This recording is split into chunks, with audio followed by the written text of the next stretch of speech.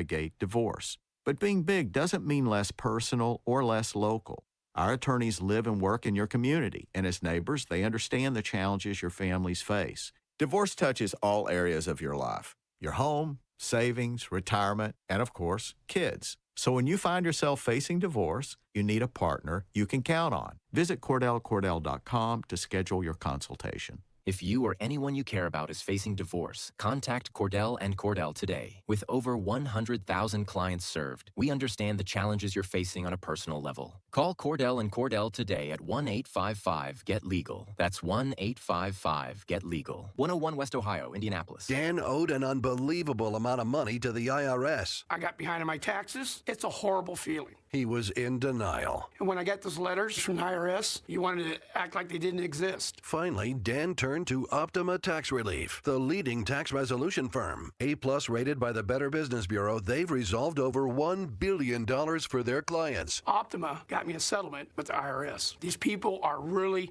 people-friendly. It was every bit of a new lease on life for me. The fast action and the great results made Dan's head spin. I felt like I was in a dream, but it's real, and I have paperwork to prove it. They got the job done, and life is good. For tax help you can trust, call Optima now for a free consultation. If you're worried about what's going to happen with the IRS, stop worrying. Make the call now. Call 800-598-4799. 800-598-4799. 800-598-4799. Optima Tax Relief. Testimonial from an actual client. Some restrictions apply. For complete details, please visit OptimaTaxRelief.com.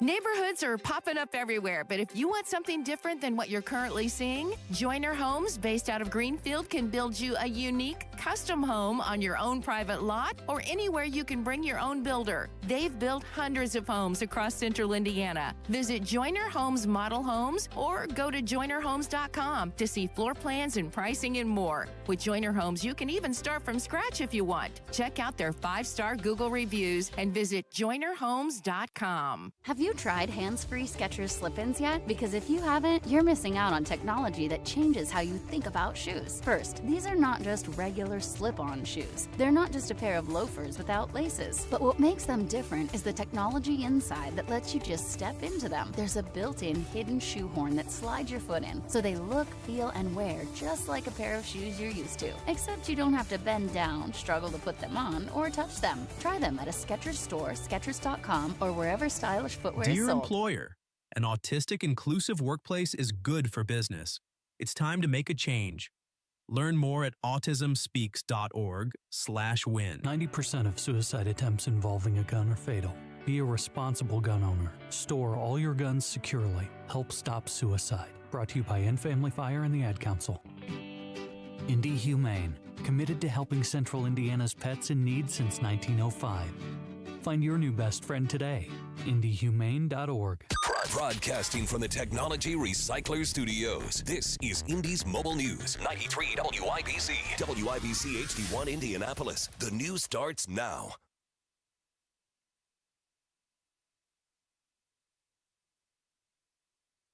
My grades were bad. I would get D's and C's. I appeared to be doing good at my school life, but if you would see me at home, it would have been a completely different story. I mean, it was just rough focusing on school when your mother is somebody you have to take care of.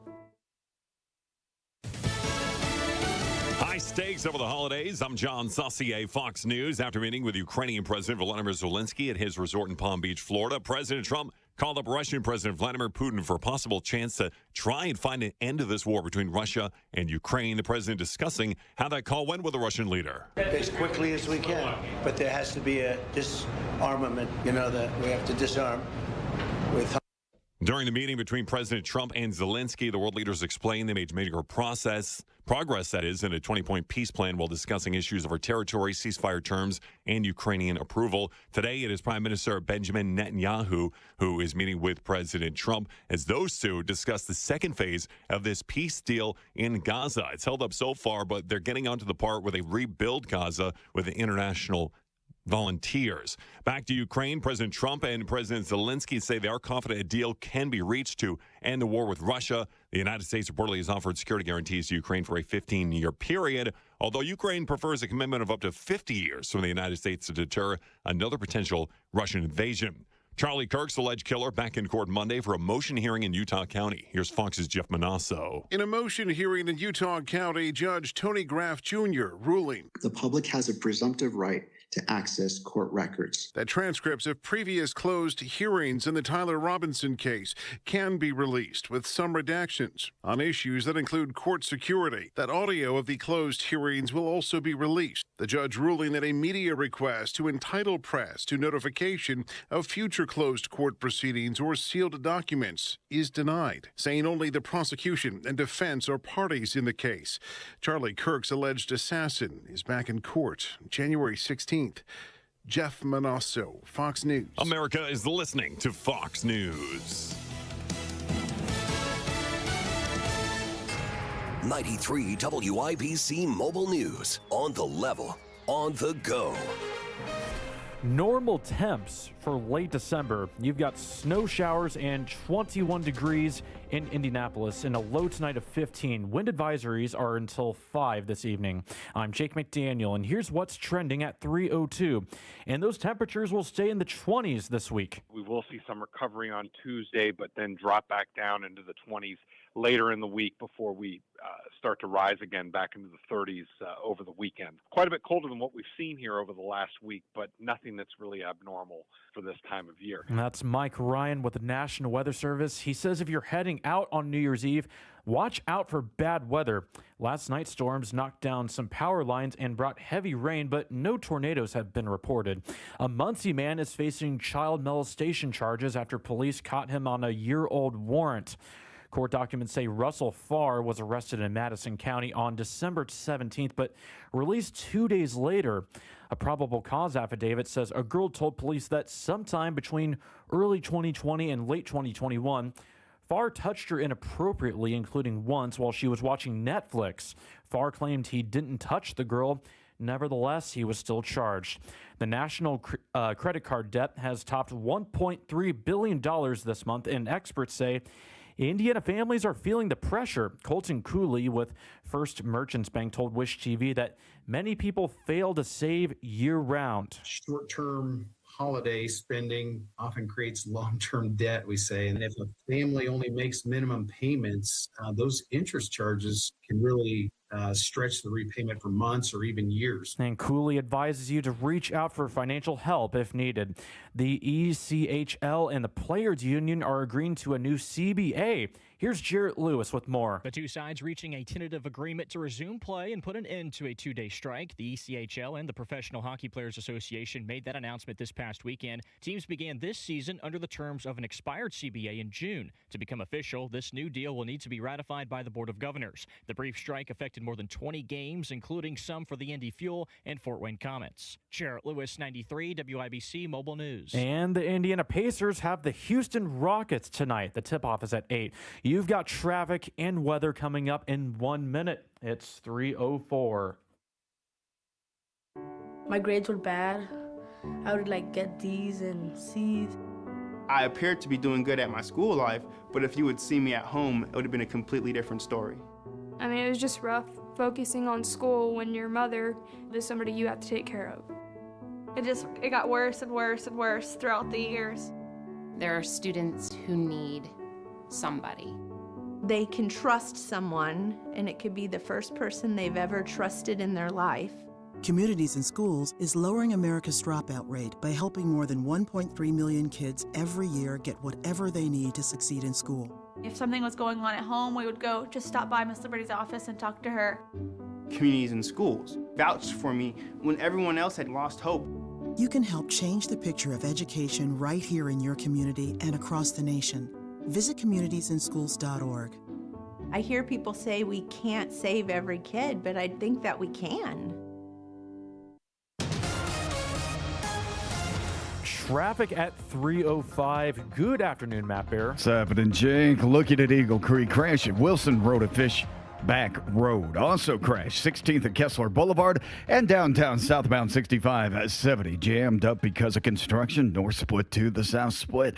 Traffic sponsored by Super Sure. Do you own a small business? You need to hear this. A seismic shift is coming.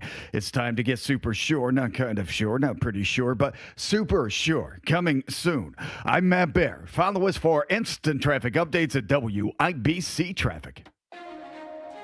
All right, thank you, Matt. And here's the forecast from the American Standard Heating Weather Center. Mostly cloudy and windy for this afternoon. Winds gusting 30 to 40 miles an hour. Might have a few isolated higher wind gusts. Mostly cloudy skies with flurries possible mainly north of I-70. Temperatures in the mid-20s. Tonight, mostly cloudy, low temperatures in the teens. And looking ahead to Tuesday, we'll start with partly cloudy skies, going mostly cloudy. High temperatures in the upper 20s. On New Year's Eve, we might see some snow showers late in the day. I'm Wish TV Storm Track 8 meteorologist Ryan Morse for 93 WIBC. And I'm Jake McDaniel on the level, on the go, and on WIBC.com. Hammer and Nigel. Can you believe these characters are weirdos? So let's rock! I believe it was the rock band Europe that once said, and I quote, "It's the final countdown. Do-do-do-do-do. Do-do-do-do-do." Just a few days left in 2025. I'm Jason Hammer.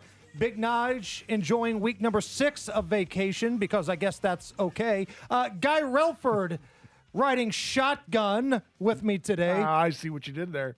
I make that joke every time. And God bless you, you're like the grandkids that always laugh at the joke that Grandpa tells at Christmas when you're little. Every time, and you play along, my friend. I like it. How was the big Christmas extravaganza? Yeah, it was good, man. We hosted, and it was extra special. My son and daughter-in-law and their 3 kids from Denver, they've been out there for quite some time. They were in town, and got to see all 3 of those grandkids, and so it was awesome. It was fun. We had a good one. Did you enjoy? I saw some pictures from you and Crystal's Christmas on Christmas, and it looked awesome too. Yeah, man. Kids, I say kids, they're all legal adults now. My youngest is officially, 18. But right. No, it was great and all is well. And it was like 60 degrees. Yeah. Right. But now you walk outside and look, it's been colder, right? Guy, you've lived in Indy Sure. longer than, most people. I've grown up here. It's been colder. But when you have like 64 degrees yesterday, and then you walk out to your car the next morning and everything's frozen, it just feels colder, right? Because of the way that it was yesterday. 100%. I was smoking wings yesterday out on the deck in shorts. And I went out this morning, and it was 14 degrees. I mean, that's Indianapolis for you. Yeah. Like, we've had polar vortex, and we've had, wind chills where it's like minus 40. It's been colder. But when you're outside in shorts, like we took down all the outdoor Christmas decorations yesterday, and it's like, hey, let's take advantage while the weather's pretty nice here. And you walk outside today, it just smacks you in the face. Like Mother Nature just giving you the old Stone Cold Steve Austin double middle fingers. Well, yeah, because 14 degrees wasn't enough. We had to compound that with, 40, 50 mile an hour winds, too? Right. That go right through you. Yeah, no, it hasn't been fun today. So the winds have calmed down just a little bit. Should not see any more delays at the airport. There were a number of delays this morning, and temperatures are still going to be pretty cold, but I think we've gotten through the worst part of this whole thing. All right, Guy, I want to get your attention here. This bill, Senate Bill number 62, feels like this has got an opinion from Guy Relford written all over it here. So there's a proposed bill at the 2026 Indiana State House General Assembly. It's called Senate Bill 62, and it addresses kids illegally having guns, which last time I checked, I thought that was already illegal. But this deals with the youth problem of them acquiring weapons. Some say it could deter youth gun violence. Others say this is going to make more stiff consequences for those who get busted with guns, and hoping that message, gets across the inner cities so this problem kind of dies down a little bit here. I guess if I'm understanding this correctly, Guy, the whole premise behind Senate Bill 62, more severe consequences for those underage with firearms. Your thoughts? Yeah, and listen, this is something that's going to get my immediate attention when I saw this thing filed, because, you talk about kids and guns. I mean, some people immediately think of, well, delinquents running around downtown Indianapolis, shooting a place up and then not suffering any consequences. Like the 4th of July, basically. Yeah, well, and how many other incidents do we see? And we know that there are gang members who will go out and they have the gang members who are under 18 carry their guns. Well, because they know that if they even get caught, they won't suffer many consequences and won't get an adult conviction, won't go to jail. If anything, they get adjudicated delinquent through the juvenile justice system. My immediate concern when people start talking about kids and guns is, well, wait a minute, are we protecting, the 12-year-old who wants to begin shooting sporting clays, or the 14-year-old who wants to come take one of my classes? I mean, are we doing a good job of separating those issues and making sure we have protection for young people who want to get involved in the shooting sports, or otherwise, go to the range with dad versus, criminals who are out shooting up Indianapolis and other cities around the state? And I have to say, and listen, this was filed by Senator Greg Taylor. We've talked a lot about Greg Taylor. I think you've had him as a guest on your show, if I recall correctly. And he and I have a long history. When I go into, as I do every year, to argue for pro-Second Amendment bills in the General Assembly, when we end up in committee in the Senate, then Greg Taylor and I are always going to go back and forth for a long period of time, because he's always opposing whatever it is that I'm fighting for on the protection of Second Amendment rights. And as much as it pains me to say I agree with something Senator Taylor has filed, this one actually makes some sense to me. Because what this is saying is that if you're unlawfully carrying a gun as a juvenile, now you can much more easily be prosecuted as an adult. It can get waived into adult court, and we can start getting some of these juveniles who are criminally carrying guns in places like Indianapolis and Gary and South Bend and Fort Wayne and Evansville and others. We can start getting some of these people off the street. And it's not a get out of jail free card just to be a juvenile, even though you're illegally carrying a gun and committing a crime with those guns. That's what this is directed to, and that makes some sense to me. And looking a little further into what is proposed in Senate Bill 62, harsher penalties if the offense happens within 500 feet of school property or on a bus. Yeah, see, that's already built into the unlawful possession of a gun statute. Basically, it's a misdemeanor if you are prohibited from possessing a firearm but are caught carrying a handgun, for instance. It's called unlawful carrying of a handgun.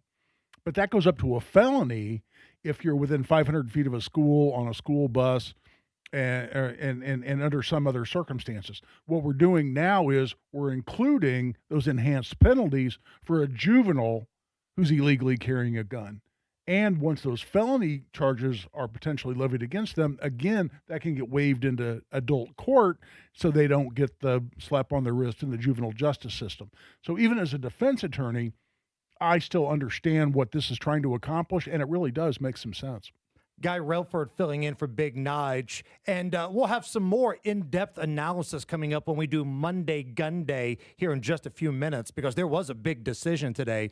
But before we do that, and before we hit a traffic break with Matt Baer, I've got some good news. Our charity bowling event, Red, White, and Bowl, presented by Jack Daniels, January 16th at Woodland Bowl, is officially sold out. Looks like we made it. There we go.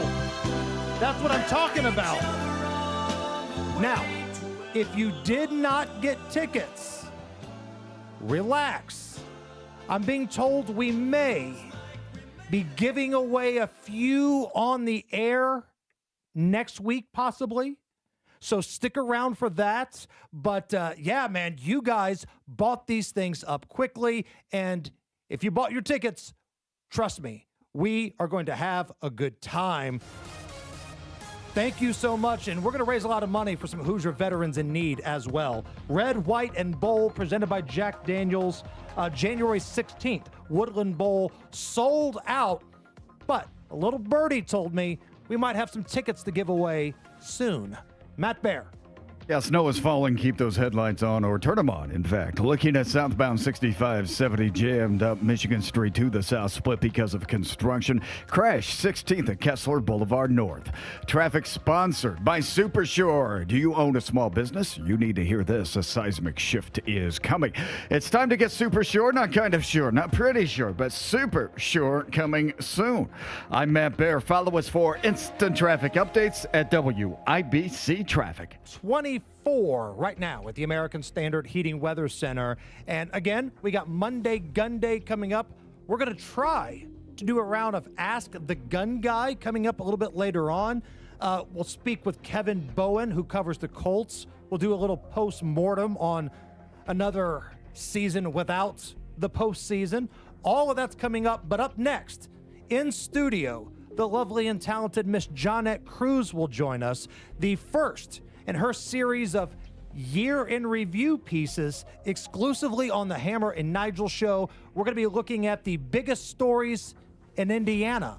Jonette joins us next. Another day, another tire trashing, car killing pothole. I swear Matt has a sixth sense for potholes. From road rage to cone zones, that Bear's already ahead of it. South side northbound 65 under construction from 465 to the south split. Well, wait a minute. The reroute's also under construction, and that's going to be going on until the end of next year. He's basically the traffic whisperer. Hey, let's be friendly out there. Matt Bear Traffic, mornings and afternoons on WIBC. The Attorney General's Unclaimed Property Division has over $800 million just waiting to be claimed. Text Hammer and Nigel to 46220 or visit indianaunclaimed.gov to claim yours today. Time now for the Retirement Report with Casey Weed. Megan Mozak here with financial advisor Casey Weed, founder and CEO with Howard Bailey Financial. Volatility in the markets can make for some sleepless nights for people worried about their retirement money. Casey, what advice do you have to help us get through these volatile times? Well, remember, Megan, markets cycle, so volatility is normal. If you're worried, you probably don't have a plan. A risk analysis can help you determine if you're overexposed to market risk. A retirement advisor can help you make adjustments so your allocation matches your goals and your comfort level. If you're worried about volatility in the markets, you probably don't have a plan, but we have a great resource to help our listeners today. We call it the Retire with Purpose Toolkit, and you can get it by calling or texting KIT to 888-494-5004. My team helped to put this together just for you, and it's complimentary. The center of it is a copy of my latest book, Job Optional. It has chapters on everything from investments to Social Security to income planning. We also include guides on other big topics like long-term care and strategies for helping to reduce your taxes in retirement. Just call or text KIT, K-I-T, to 888-494-5004. 888-494-5004. Take advantage of this offer and get your Retire with Purpose Toolkit today. Just text KIT to 888-494-5004. The team at Howard Bailey Financial will get your Retire with Purpose Toolkit to you right away. So simply call or text KIT to 888-494-5004. Howard Bailey Securities LLC is an independent financial services firm and uses a variety of different investment strategies. This is prepared for informational purposes only. It does not address specific investment objectives or the financial situation. Firm does not provide tax services. Hi, I'm Dallas, your friend and jeweler at Shane Company. You know she loves her Shane Company engagement ring, but you also want to surprise her for her birthday, anniversary, or just because she deserves it. Why not get her a bigger diamond with our Easy Trade-Up program? We'll give you the full credit of your original natural diamond purchase toward a new one. Her new diamond only has to be $1 more. You only pay the difference. How's that for an easy trade-up? Visit us in-store or at shaneco.com. Because a friend wants you to win the gifting game. Shane Company, your friend and jeweler. Hey, Pat Sullivan here with a special message from my friends at Hope Plumbing, Heating, and Cooling. Thanks, Pat. Jack Hope here. You know, 2025 was a year of growth for us as we added HVAC and electrical services to our business. This growth was due in large part to customers like you. Your support, your loyalty, and your trust has shaped Hope Plumbing, Heating, and Cooling into who we are today. Thank you for making this year one to remember and for continuing to welcome us into your homes. Looking for something new? Try fencing, the Olympic and Paralympic sport that mixes speed, strategy, and fun. It's like chess meets cardio. Quick feet, quick decisions, and a satisfying beat when you score a point. Kids, teens, and adults can start anytime. No experience needed, and many clubs have loaner gear. Coaches teach fundamentals and safety from day one. Find a beginner class near you at usafencing.org/tryfencing. That's usafencing.org/tryfencing. Heat and cool places where ductwork won't fit using Mitsubishi electric ductless mini splits. You can even wrap them to match your decor. Find out more at absolutecomfort.org. You're listening to the Hammer and Nigel Show. Getting closer and closer to a brand new year, which means this is the time of the season we take a look back. It's the Hammer and Nigel Show. I'm Jason Hammer. Big Nige is out. Guy Relford's filling in. And joining us in studio from the WIBC newsroom, the lovely Jonette Cruz. How are you? I'm good. How are you? They're not booing. They're saying Cruz. So today, tomorrow, and Wednesday, you're doing a little three-piece exclusive on our program, looking back at the biggest stories of the year. Now, tomorrow, we'll focus nationally. We'll do some pop culture entertainment stuff on Wednesday.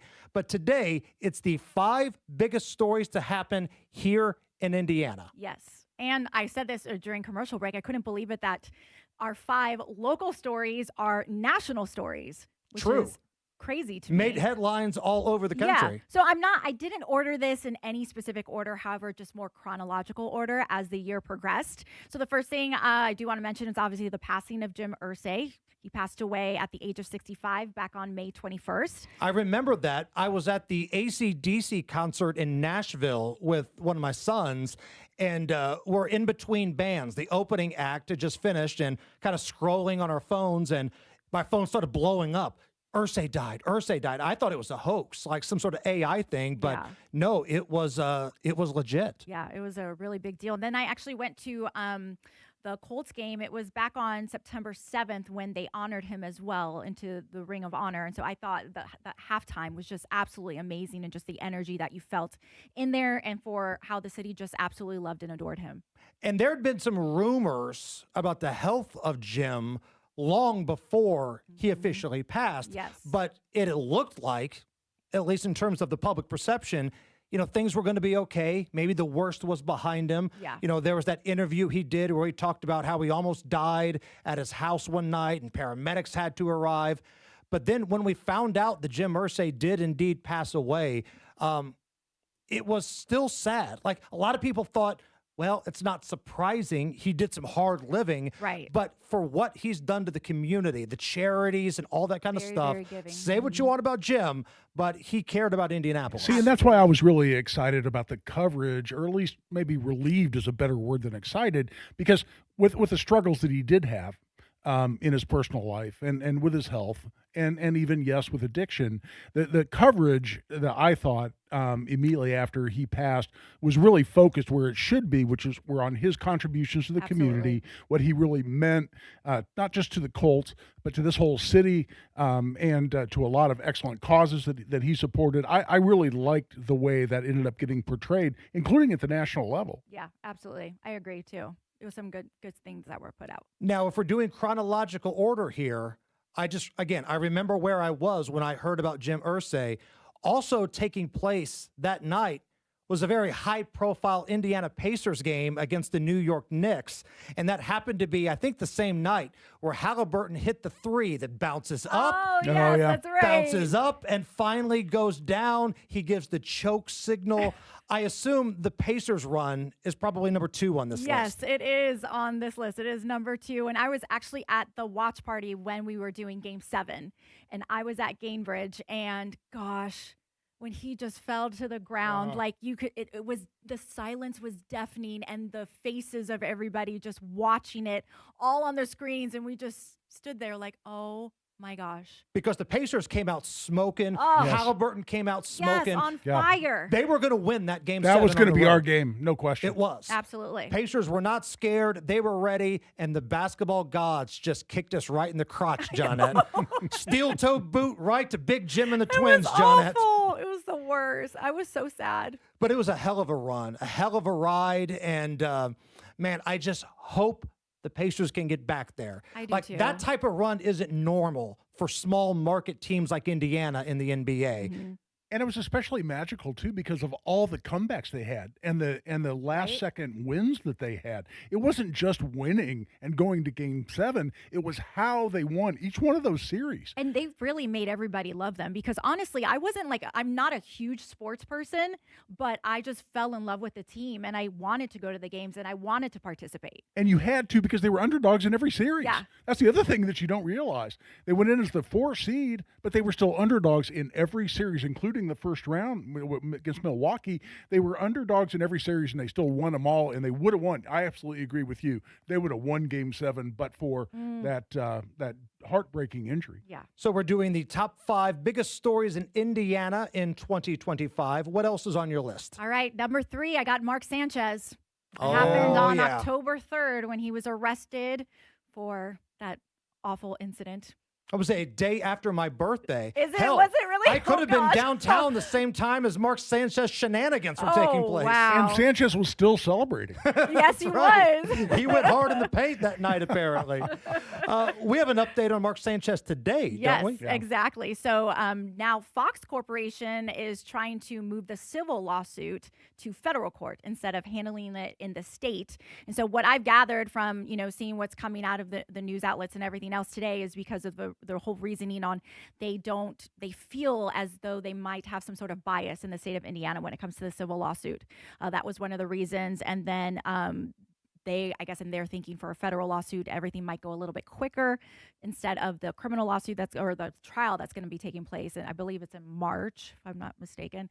And then possibly the payout might be differently. I think there's a lot of variables. You can probably speak into that a little bit more. Yeah, if you're defending a big-time lawsuit in county court, state court, but it's filed obviously through the county system, you'd much rather be in federal court for a variety of reasons. First of all, your jury pool comes in throughout the entire district, not just Marion County or Hamilton County or wherever you might be filed. The protections tend to be much higher in terms of discovery and any number of different pretrial issues you're going to face leading up to that. So typically in a big time lawsuit, you always want to be in federal court if you possibly can be. Got a couple of minutes left here. What's number 4? Number 4 is the Whitestown shooting that took place in November. So we know that went huge. Yes. National, international. And This is where the individual thought he heard a noise, thought he'd heard somebody breaking in, fired shots, ended up being a cleaning lady who was lost, might not have spoke English. Now, the elephant in the room is, Guy, we know this is your client. Yeah. We know you can't really talk about this situation, but it's no secret. You've mentioned to us that is your client here. Is there any updates on a timeline here? Well, no, we've got a court appearance in February and right now a March trial date. I can say that, but it's unlikely that March trial date will hold as a first setting. There's a lot to do in that case, but one thing that, as in any case, people just need to keep an open mind until they hear all the evidence.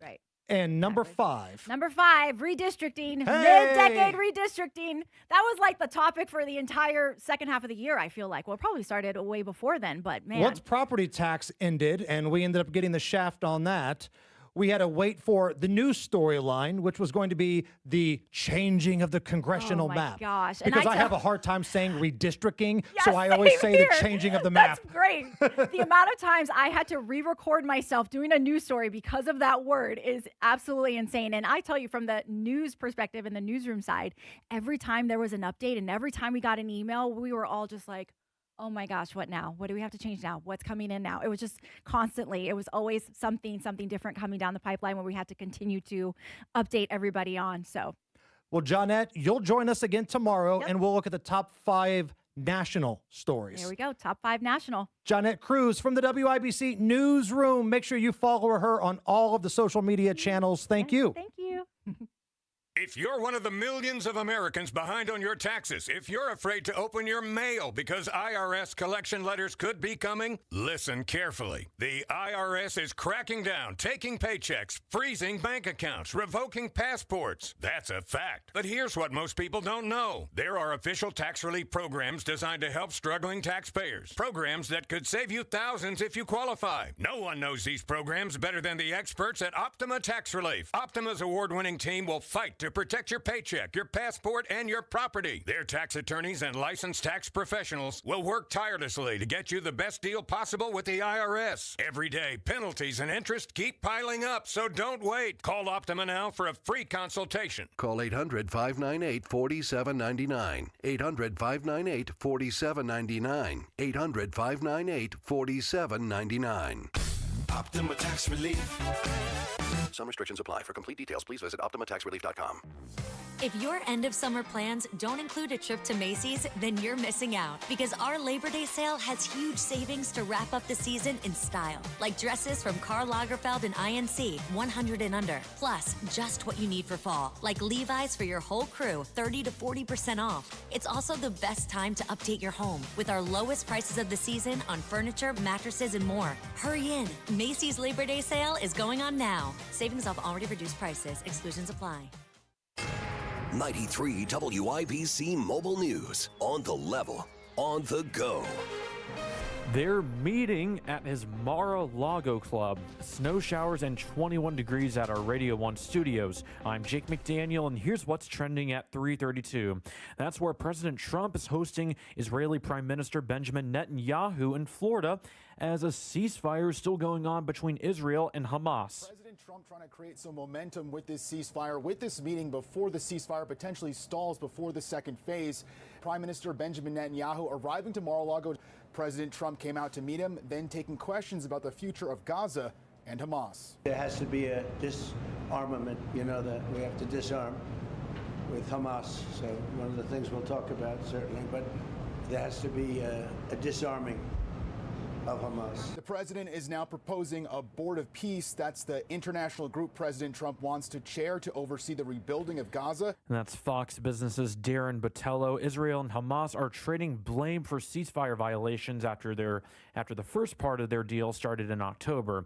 A winter storm is knocking out power for hundreds of thousands of people from the Midwest to the East Coast. And travel's a mess right now, with major airports like Chicago, Atlanta, and Detroit seeing the worst. Indiana, in the state, really cold temperatures stick around as New Year's Eve nears, with gusty winds adding to the chill. If you're heading out New Year's Eve, bundle up. There is increasing signs that we're going to see some light snow during the evening into the early overnight on New Year's Eve that could produce very light accumulation. Just something to be aware of for people that are out and about celebrating in the new year. Mike Ryan, forecaster at the National Weather Service, says single-digit temperatures are normal in December. Ryan Hedrick, 93 WIBC Mobile News. Average gas price in Indiana today is $2.66 a gallon, says AAA, and that's down 16 cents from the national average. And the Atlanta Falcons, they take on the LA Rams tonight. The kickoff for that game is at 8:15. You've got traffic and weather coming up in 1 minute. It's 3:34. Everybody knows Hubler's got the best warranty around. 10 years, 200,000 miles. But did you know? Now you can get that same limited powertrain warranty on new Toyotas. Introducing the all-new Hubler Toyota. Get grand opening savings all month long. And during Toyotathon, lease a new 2025 RAV4, just $339 per month. Or a new 2026 Corolla, $219 per month.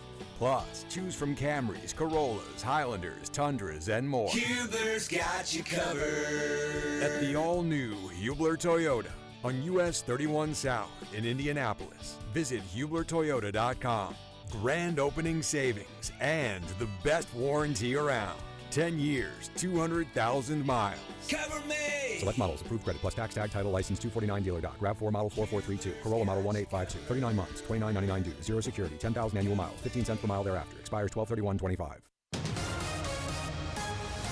traffic now on 93 WIBC with Matt Bear. Yeah, Jake, southbound 6570 stop and go Washington to the south split, and northbound 65 starting to crawl into the south split from Raymond because of construction.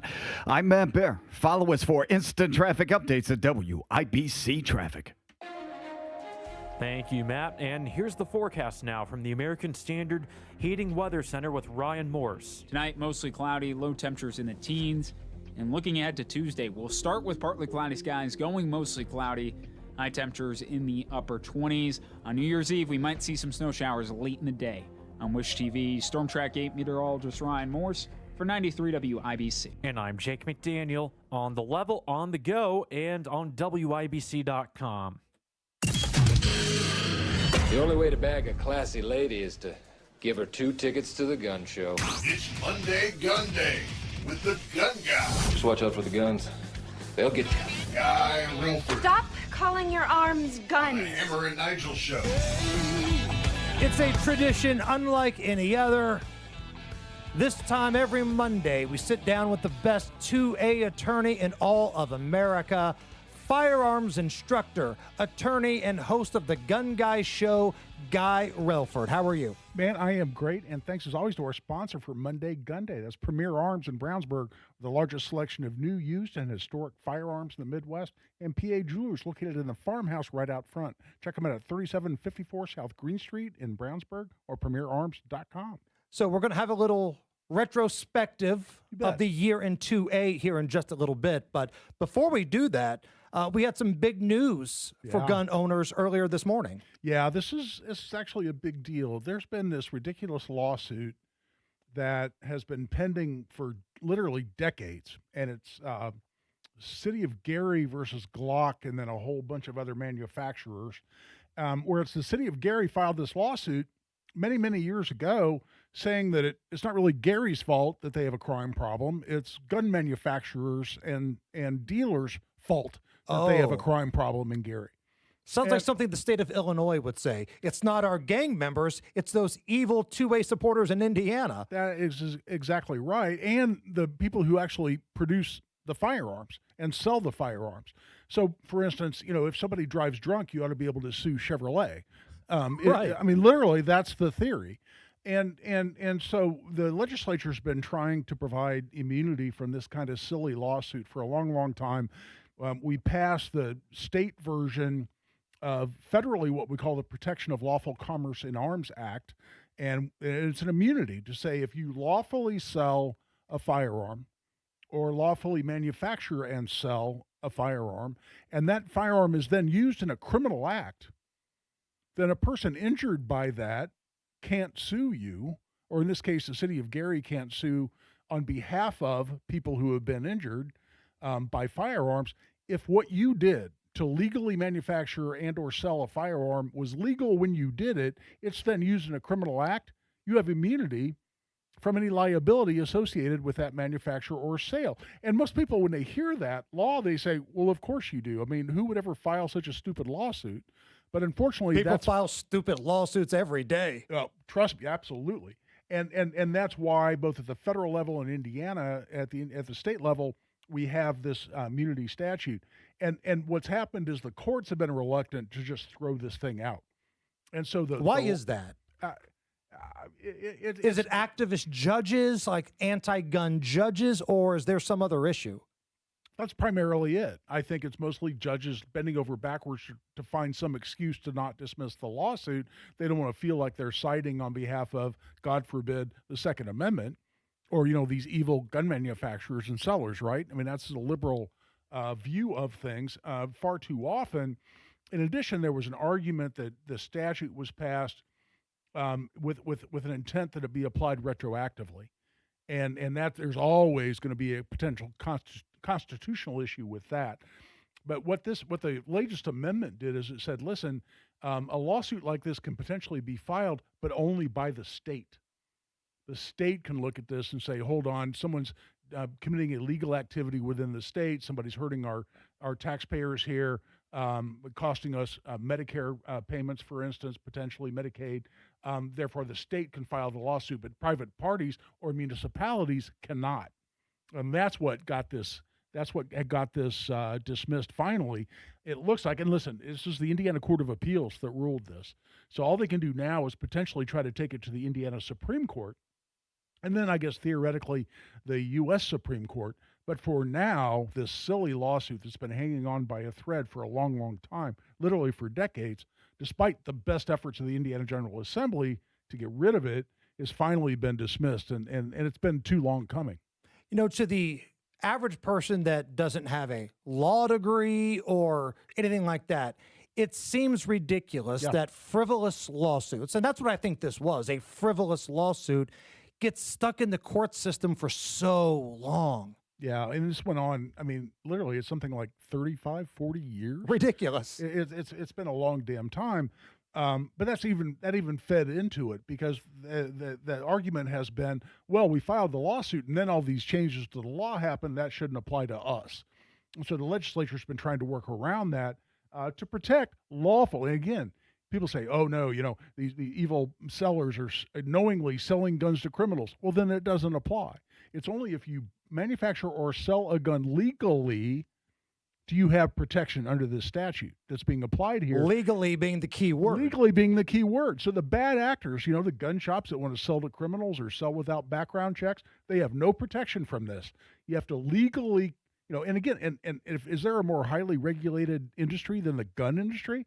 A gun shop, you wouldn't believe the regulations these people have to comply with. But unless you can tag them off base on something that they did illegally, then this statute provides them protection, and I'm really glad to see the Indiana Court of Appeals ruled accordingly.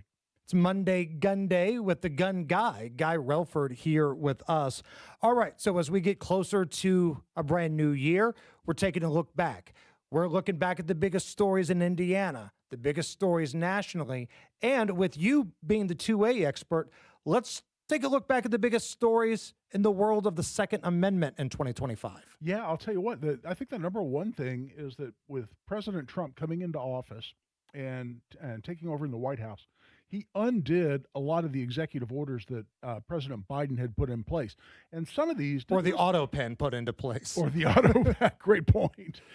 That some unknown person, put President Biden's signature to. But... And these may not have gotten a lot of fanfare, but they were devastating to a lot of people, and especially people in the gun industry. For instance, the Biden administration announced what they called their zero tolerance policy for gun dealers, and this really relates to what we were just talking about. But this has to do with the idea that the Biden administration instructed the ATF that regulates the gun industry to say, if you find a gun dealer who has any minor transgression whatsoever, a document wasn't dated the right way, or the form wasn't kept in the right form, or kept in the right chronological order, or otherwise consistent with federal regulations. We have a zero tolerance policy now, and you should do anything and everything you can do to put those gun dealers out of business. Where the hell was that badassery at the border when cartels and drugs and gang members were coming across left and right? Exactly right. Or, more recently, Medicaid, Medicare fraud, right? I mean, right. Where was the oversight? But what this was, it was just an excuse to try to put lawful businesses out of business. And I had buddies who owned gun shops to say, man, I'm thinking about, giving it up, because I got these people breathing down my neck. It's like they're putting me under a microscope at every opportunity, trying to put me out of business. And Trump, when he came in, issued executive orders that completely undid that. And that's huge. In addition to the Department of Justice, we went from having Kamala Harris in charge of the so-called White House Office of Gun Violence Prevention. Remember that? Oh, yeah. So we had Kamala and her underlings looking at ways to attack lawful gun owners, attack the gun industry. That was disbanded again in 2025. And instead, President Trump created the Second Amendment Task Force within the Department of Justice, and it's their job now to go out and look for opportunities to promote and protect the Second Amendment. And in fact, here just recently, pursuant to that development, we had the Department of Justice file its own lawsuit in the District of Columbia seeking to have the D.C. Gun ban, assault weapon ban, quote unquote, set aside as unconstitutional. So think about this for a moment. And there have been a lot of lawsuits across the country alleging that any assault weapon ban, quote unquote, at the state level or local level is unconstitutional. This one, recently filed by the Department of Justice, just that. It was filed by the federal government. And think about how different that is than the Biden administration or the Obama administration doing anything and everything they could to attack your Second Amendment rights. Now we actually have the United States Department of Justice filing its own lawsuit to set aside an assault weapon ban. That's huge. That's a big deal. And it seems like whenever you have these administrations or groups that are hell-bent on having gun control of some kind, it has the adverse effect because more and more people start saying, well, you know what? Maybe I better go get my firearm. Maybe, I've never had a gun before, but I'm going to go get one now because I don't like the way you guys are talking over here. It feels like it backfires when they try to do this. Yeah, well, and that's exactly what's happened because we keep setting records year after year after year for gun sales. And that's been a trend for some time. It's continued. And these are legal, everything's Absolutely. done right gun sales. Well, because they're measured by background checks performed by the FBI as part of a gun sale. So that's how they track them, is that they're legal sales. And what's interesting is those numbers continue to go up and up and up. More and more states, we're up to 29, almost 30. If North Carolina can overturn a veto by their governor, we'll have 30 states that have passed constitutional carry, which is permitless carry. And guess what the murder rate is doing? Year after year here just recently, it keeps plummeting every year. In fact, 2025 may be 20% lower than 2024 and set a record on per capita in terms of the lowest murder rate we've seen when more and more and more Americans not only are buying guns, but are carrying guns in public. What's that tell you? And now you've got liberal journalists, and we see this here in Indiana, trying to spin themselves into a pretzel saying, well, these justifiable homicides are still homicides. Right. Like we've seen that here. Oh, they're bemoaning that. They're going, oh, my Right. goodness. They would rather have you be murdered than defend yourself. Yeah, I mean, I understand Ryan Mears can't get a conviction off a homicide because it turns out to be a justifiable homicide. Well, why aren't we cheering that, saying, wait a minute, the good guy won here? Why aren't we happy that this innocent homeowner or innocent person on the street who was the intended victim of a violent crime on the street, why aren't we cheering the fact that they won and the bad guy's dead and not the good guy? But yeah, you hear people like Russ McQuaid and Ryan Mears bemoaning that fact when in fact illegal homicides are plummeting because more Americans and including more Hoosiers have the legal capacity and the legal right to defend themselves, including in public. Come back for a quick segment? You bet. Monday Gun Day with the Gun Guy. This is the Hammer and Nigel Show. When you have a fire emergency, you need a restoration company you can trust to put everything back together. Pat Sullivan here for the Michaelis Corporation. I know, I've relied on Michaelis after a fire at my home. I'm here with the owner, Richard Michaelis. Richard, what makes Michaelis the right call if you have a fire? Michaelis is local and family owned. We are your neighbors, 39 years of experience, and we'll respond 24/7, 365. The Michaelis Corporation is IICRC certified. We will restore your home or business to pre-loss condition or better. I've lived it. Michaelis was on the scene at my home before the firefighters had even rolled up their hoses. They asked me about calling a restoration company. I told them I had Michaelis. They told me Michaelis was the real deal. You help with insurance too? Yes, we'll work through the insurance process to give you peace of mind. Water, storms, fire, and mold. Life happens. Michaelis happens to help you through it. Text or call 844-FIXED-INDY. Make it Michaelis. You still thinking job change in the new year? Yeah, I need something that's in high demand and more stable in this economy. IT? Yeah, cybersecurity, maybe even AI. That's what I did. Really? How? Went to My Computer Career. You don't need any prior experience, and you could start your new career in a matter of months. A lot of IT pros go to school there, too, to level up. Sweet. Are classes online or on campus? Both. Wow, I'll check it out. Thanks. Make this your year. Take the free career evaluation now at mycomputercareer.edu, an Elite CompTIA certification partner. Financial aid is available to those who qualify, including VA benefits. Xfinity is the network you can rely on. Like a close friend who will give it to you straight. The friend who will tell you that new haircut, it's not great. Friends make sure friends get good haircuts. And Xfinity makes sure you get a good deal on Wi-Fi. Xfinity gives you reliable fiber-powered Wi-Fi at our best price. This holiday season through January 4th, get gig speed Wi-Fi for just $50 a month for 5 whole years.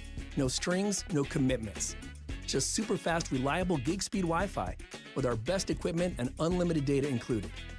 Save yourself from questionable decisions and save over Verizon and AT&T. Xfinity, imagine that. Restrictions apply. Requires paperless billing and auto pay with stored bank account. Taxes and fees extra. Xfinity Internet powered by fiber and connected to premises by coaxial cable. Actual speeds vary. It all comes down to this, folks. Yep, the entire season is on the line.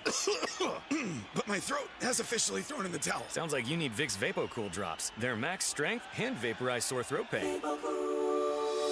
Whoa! These VapoCool drops hit fast. Speaking of fast, did you just see that play? Yeah, he vaporized that ball. That pun should have come with a penalty. Vaporize sore throat pain with Vicks VapoCool drops. Use as directed. Actual price will depend on product and subscription plan. Featured products are compounded drug products, which the FDA does not approve or verify for safety, effectiveness, or quality. Prescription products require an online consultation with a healthcare provider who will determine if appropriate. See website for details, restrictions, and important safety information. Want a boost in and out of the bedroom? Hims has you covered. Introducing a new 2-in-1 approach to level up your game. Tadalafil for better bedroom performance and zinc for testosterone support. Turn things all the way up and find affordable treatment options at up to 95% less than brand names at hims.com/joy. That's hims.com/joy. Strike up some fun with Hammer and Nigel. Their annual bowling event, Red, White, and Bowl, hits Woodland Bowl Friday, January 16th. Meet the hosts, bowl for charity, and enjoy a great night presented by Jack Daniels. Details at WIBC.com. All right, Matt Bear, what are we looking at, sir? All right, fellas, looking at the east side, southbound 465 stop and go after 70 down to south at Shadeland Avenue, delayed 5 minutes. Southbound 6570, stop and go traffic. Washington Street to the south split. The northbound 65 slowing up before Raymond into the south split. Yes, a construction zone. I'm Matt Bear. Follow us for instant traffic updates at WIBC Traffic. Nowhere near as windy as it was earlier, but still pretty cold. 24 at the American Standard Heating Weather Center. It is Monday Gun Day. We've got Guy Relford with us. So, Guy, you gave us a little look back at 2025. Let's look forward. What can 2A enthusiasts, law-abiding gun owners look forward to in 2026? Well, what's interesting is the Supreme Court, the U.S. Supreme Court, has accepted two 2A cases, and we'll see those rulings sometime in 2026. And anytime the Second Amendment gets reviewed in any context in the Supreme Court, it's big news because they don't take that many 2A cases. I was going to say, it seems rare they're taking two. It really is, and they've taken two. One is to look at whether someone who's a regular marijuana user can be prosecuted for possessing a firearm, even though there was no evidence they were high on marijuana at the time they were found with a gun. Just the fact that they're a habitual user of marijuana, is that enough under the statute that says that you may not possess a firearm if you're a user of or addicted to any illegal drug?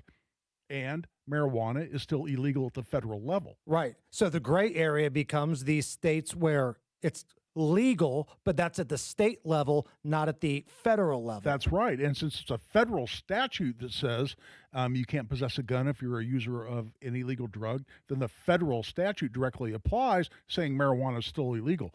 So this is guy Hamani. Now, Hamani apparently is not a very great guy. Guy has some connections to Iran, some questions of whether he was associated in anti-America Islamic activities. So there's a bunch of background that we don't like very much. But in a vacuum, you would like to think that this case would lead the Supreme Court to say, hold on, someone who simply uses marijuana occasionally, but was not even under the influence at the time they were found with a gun, how do we want to prosecute that guy, put him in jail for 10 years, particularly when, I don't know what the number is because it's not my issue. I mean, aren't there even a majority of the states now that have legalized either medicinal Right. or even recreational marijuana or both? So if he gets into a brawl at a bar and gets arrested, if he has a bong at home, just been sitting there under his kitchen sink forever, that's going to be something that could get him 10 years? Yeah, 10 years in federal prison. Ooh. And that's the issue. So we'll see. And, old saying, you've heard me say it many times, Jason, that bad facts make bad law. So I'm not excited that Hamani is not necessarily the poster child you'd like to see going up on this issue. Right. But we'll see what the Supreme Court does with that. And then very quickly, the other case that the Supreme Court took is Hawaii's law. Is this constitutional that they say you cannot carry a gun? It's illegal under Hawaii law to carry a gun into a business or other private property unless the property owner has already given you prior consent to possess a firearm on their property. So unless there's a big sign on the wall that says, yes, you can carry a gun in my store, and I carry a gun in some store, the property owner may just not feel one way or the other about it. But in Hawaii, I go to jail unless I have prior permission to take my gun on private property. That clearly, in my mind, is unconstitutional, and I think we'll see that ruling from the Supreme Court in 2026. If somebody has any questions for you, maybe they want to hire you, maybe they have questions about the law, where can they go? If you want to contact me professionally, come through the websites, relfordlaw.com. Otherwise, follow me on Twitter or X. It's just @GuyRelford. All right. Coming up next, Guy's going to stick around because he's filling in for Nigel all show long. We talked about this a little bit earlier, but we'll get into the Mark Sanchez update because there is an update. And what the hell is going on in Minnesota? That's next. Friend and jeweler at Shane Company. I know finding a dream engagement ring can be overwhelming, but don't worry, we got you. As director of diamond sourcing, it's my job to make sure every single diamond at Shane Company is truly the best of the best. Our team travels the world to see diamonds up close, in person. We handpick each one for its unique fire, brilliance, and scintillation. Diamond buying is an art. Of course, we look at cut, color, clarity, and carat, known as the 4 C's, but that's not all. We also look at how each diamond looks on a hand, where it will be worn, how it makes you feel, and if it's worthy of a Shane Company customer. That type of expertise only comes from working for a company that's been a family business since 1929. We also think about your budget. We only pick the best in each grade in all shapes and sizes. Your diamond is guaranteed to be the most beautiful because a friend wants you to pick from only the best. Drop by your store or shaneco.com and see for yourself. Shane Company, your friend and jeweler. Are you ready to build your custom dream home? Joyner Homes is ready to make your dream come true. Over 18 years, Joyner Homes, based out of Greenfield, have built hundreds of homes in central Indiana, and the best place to start is joynerhomes.com. That's where you'll find pricing, photos of completed Joyner homes to inspire you, available home sites, and info on where you can visit their model homes and a lot more. Be sure to check out Joyner Homes' 5-star Google reviews. Get started today at joynerhomes.com. Lose weight or stop smoking with hypnosis, guaranteed or your money back. Only $59.99. Destroy unwanted cravings, late night eating binges, boredom eating, stress eating. Also destroy your desire to smoke without cravings, irritability, or weight gain, or your money back. Hypnosis January 29th at the Holiday Inn Express and Suites in Noblesville. Weight loss of 5:30 p.m., stop smoking at 8. And January 31st at the Holiday Inn Indianapolis Airport. Weight loss 11 a.m., stop smoking at 2. Register at markpatrickseminars.com. WIBC cares, and if you or someone you care about needs food assistance, we have resources for you, including food distribution locations with an interactive map. Also, learn how you can make a difference for friends and neighbors in need, all at WIBC.com. Heat and cool your man cave, attic, garage, or bonus room without adding ductwork with Mitsubishi Electric ductless mini splits. To find out more, just go to absolutecomfort.org. As a mom, comforting my family is what I do best. Vicks Vapor Stick provides soothing, non-medicated Vicks Vapors in an easy-to-apply stick, and it dries fast, so there's no mess. I use it to comfort myself and my family. Thanks, Mom. Vicks Vapo Stick, soothing comfort for the whole family. And try Vicks Vapo Shower Max for steamy Vicks Vapors when you need more comfort for yourself. Use as directed. At Advent, nasal congestion and sinus infections can be solved with an in-office 20-minute procedure. Elsewhere, expect surgery.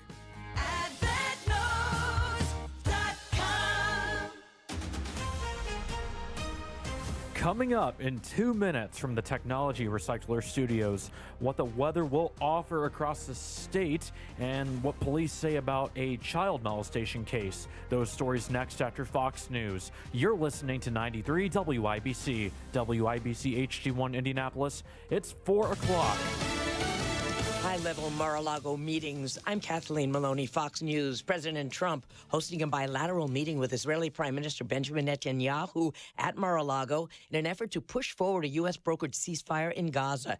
It's been facing challenges, moving into the second phase, which involves rebuilding Gaza under international supervision. President Trump says the hostages would not have been released if not for his administration. Every hostage just about that's been released was released because of me, Steve Witkoff, Jared Kushner, my whole team, Marco Rubio, Pete Hegseth. They were all released because of us.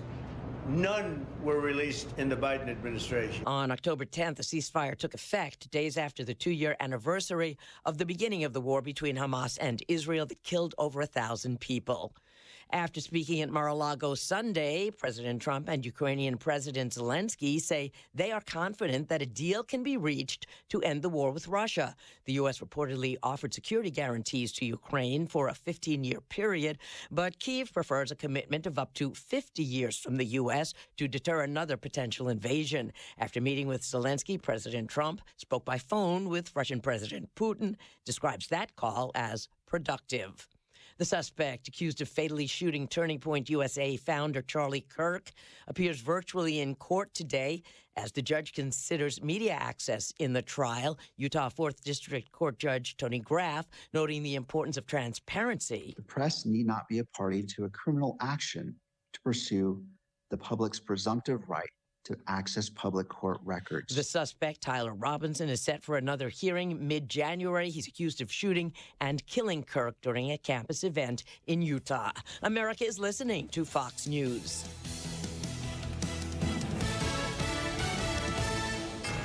'93 WIBC Mobile News. On the level, on the go.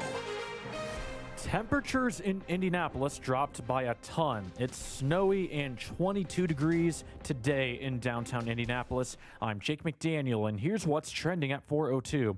It was by about 40 degrees from yesterday's record warmth in the mid-60s, bringing severe weather across the state last night. There is some damage down in Greene County near Linton that we will go down and take a look at today. Other than that, there were a few tornadoes back across central Illinois.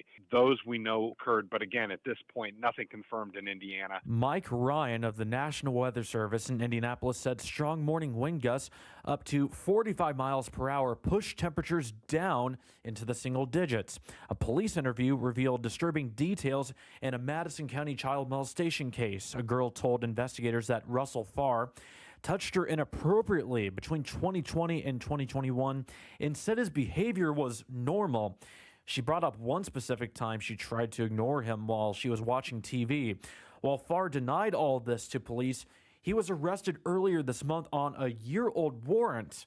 As of the 19th, he was released from the Madison County Jail.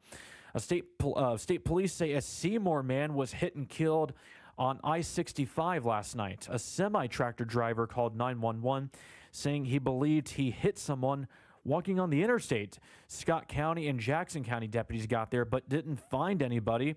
Investigators later said Bryce Schaefer was first hit by the semi-tractor, but he kept walking against traffic in the dark. Then a second driver hit him in the middle of the driving lane, and then he died at a hospital.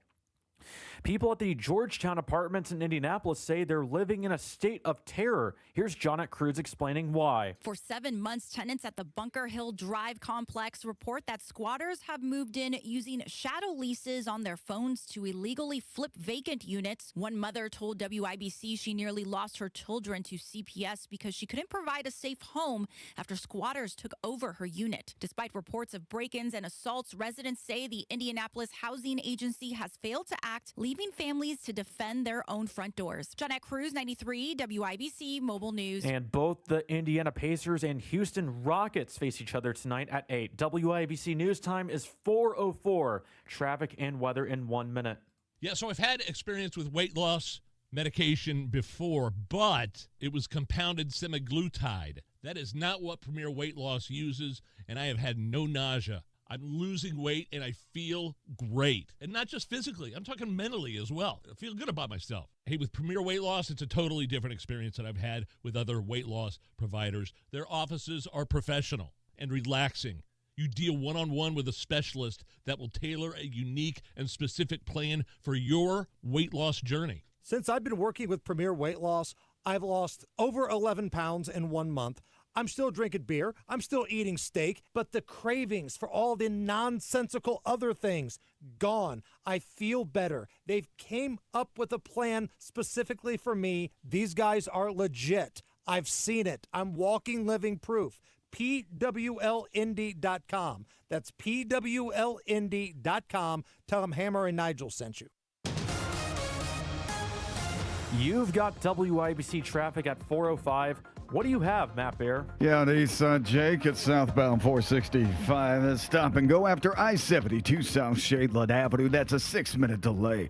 Southbound 6570 loaded Michigan Street to the south split, and northbound 65 slow after Raymond into the south split because of construction. Snow is falling. If you see it, make sure you turn your headlights on. Traffic sponsored by AutoZone. Get in the zone. Free battery testing, free battery charging, and replacement batteries that fit your needs. That's what makes AutoZone America's #1 battery destination. Get in the zone, AutoZone. I'm Matt Bear. Follow us for instant traffic updates at WIBC Traffic. All right, Matt, thank you. And the forecast now from the American Standard Heating Weather Center. Still windy this afternoon with wind gusts 30 to 40 miles an hour, some even higher. Focus will be north for flurries, mostly cloudy skies, temperatures in the mid-20s, tonight in the teens. I'm Wish TV Storm Track 8 meteorologist Ryan Morse for 93 WIBC. And I'm Jake McDaniel on the level, on the go, and on WIBC.com. Hammer and Nigel. Can you believe these characters are weirdos? So let's rock it! Hey now, it's the Hammer and Nigel show. I'm Jason Hammer. Big Nige is out. He's still recovering from that pine cone incident that we were told not to speak of. But Guy Relford is filling in. And Guy, we talked about this a little bit earlier when Johnette came in to recap the top 5 biggest stories of 2025 in Indiana. The Mark Sanchez story was one of the biggest stories. We have an update today. And again, we touched on this earlier, but I feel like being a defense attorney, you can kind of take us into an area where we can get some explanation of why this is happening. So Fox Corporation is asking for the lawsuit stemming from Mark Sanchez's brawl downtown to be moved to a federal court and out of Indiana. Fox Corp pointing out that Sanchez and themselves, Fox, both out-of-state defendants. Now, they go on to claim that the parent company of St. Elmo Steakhouse, Hughes Culinary, was fraudulently joined in this lawsuit with the sole intention of keeping this case in Indiana. Because if you remember, the victim added Hughes Culinary, who, full discretion, advertisers here on the Hammer and Nigel show. Sure. We've got a good relationship with those guys. But the victim and his legal team were basically saying, hey, maybe Sanchez was overserved by these guys, allegedly, and they need to be held responsible too. So they were added to this lawsuit, but now Fox is trying to get this moved to a federal court. They say Hughes Culinary was added, and it's bull crap. Walk me through what's really happening here. Yeah, what's going on is it's just a fight over whether the lawsuit, and again, we're talking about the civil lawsuit here now. So we're not talking about the criminal prosecution of Mark Sanchez. Totally different issue. So we're talking about the civil lawsuit, basically filed by the person who was injured, right? Correct. Who was beat up by Mark Sanchez. The whole issue is whether this stays in state court, and I believe filed in Marion County, or whether it is moved, it'd still stay in Indiana, but it would be in Indiana in federal court. And as a defendant, a lot of times as a defendant, you'd much rather be in federal court. You're going to get a much more broad jury pool. In other words, here in the Southern District of Indiana is the federal district we're in. were in there. You're going to call jurors in from the whole district, basically from Indianapolis, south. And so you're going to get a different jury pool. You're going to have more procedural safeguards. I think defendants tend to think of it that way in So federal Fox court. feels like they might not be able to get a fair shake if they just keep it in downtown Indianapolis. So they're trying to expand the playing field a little bit. Yeah, and just get it into federal court because they believe that gives them more of an advantage than being stuck in Marion County in state court. So that's what it's about. You can't move a case into federal court in this instance where there's no federal question, no federal legal question, and there's no diversity of citizenship. And in that context, you have to have complete diversity. In other words, everybody has to be from different states as between all defendants and all plaintiffs. So by suing a local entity that is the parent company of St. Elmo's, that if they're an Indiana entity, now all of a sudden there's not diversity of citizenship. You can't move it into federal court. Okay. And so without Hughes Culinary, because that's Yeah. who the parent company is here, let's just keep it as Mark Sanchez, Fox, and the victim. You've got Fox, whose headquarters are on the East Coast. Right. Who's Mark Sanchez's employer. That's why Right. they're joint. You've got Mark Sanchez, who lives in California, Right. and then the victim that lives here in Indiana. Yeah. So if it's just those three, it's everybody in different places. That would be a situation where it could go to a federal court. Yes. But by adding a local restaurant in, that's where it would stay at a local level. And this is why Fox is saying that Hughes Culinary was added fraudulently. Yeah, and listen, I mean, if the allegation is called a Dram Shop Act, if someplace, and I'm not commenting at all on the merits of whether this happened or not, but if a local bar overserves someone and they go out and injure someone, it's called a Dram Shop case. That's been around forever, and you've seen those lawsuits around forever. So it's going to be interesting to see exactly what the argument is to say they were fraudulently joined into that. That's the only way you can say, well, there's still diversities because these people should be essentially kicked out as potential defendants. Well, it's a viable cause of action to say that someone overserved, in this case, Mark Sanchez, and they then went out and injured someone as a result. That happens all the time. Guy Relford with us, filling in for Big Nige. Earlier today, Kristi Noem sent Homeland Security agents to Minnesota to look into a number of different things where fraud is taking place. And when I say fraud, we're talking about billions of dollars worth of fraud here, Guy, from ridiculous child care centers that might not exist, other programs allegedly ran by the government, Somalis occupying some of these different areas, up to $6 billion. That's with a B. Could be on the line here of people screwing over taxpayers in Minnesota. And now Kristi Noem has sent a task force in. I know FBI Director Kash Patel also sending additional resources in. This is a big deal, Guy. And I'm not just saying this because Minnesota's a liberal state or Tim Walz is a little bit of a you-know-what. $6 billion the taxpayers have been screwed out of. Oh, it's huge. And listen, I'd never heard of this sort of independent reporter, Nick Shirley, before, but I've seen a bunch of his videos here just recently where he's gone in and he's found these daycares that have received millions and millions of dollars. And he's gone in and he's found neighbors and said, hey, there's a sign on the building over here that says daycare. Have you ever seen a kid or a parent go in and out of this building? No, I've never seen a single human being ever go in and out of that building over the last year or 2 years or 3 years. One of the signs had child care spelled incorrectly on right, it. Yeah, right, exactly. So what's fascinating to me is there have been millions of dollars, to your point, Jason, of taxpayer dollars funneled into these things in the name of childcare or education, and it turns out a whole big bunch of it is fraud. And what's going to be really interesting is following the money. Is this just individuals who are bilking the government, or is that money also coming back to elected officials in Minnesota in some way? That seems to be the direction that the investigation is going. It's going to be really interesting to see whether that bears fruit or not. And if it's happening in Minnesota, yeah, I am telling you, it's happening other places too.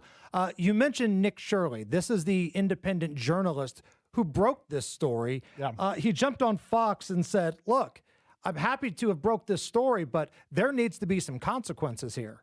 Yeah, there better be change. People are demanding it. The investigations have been launched just from that video alone.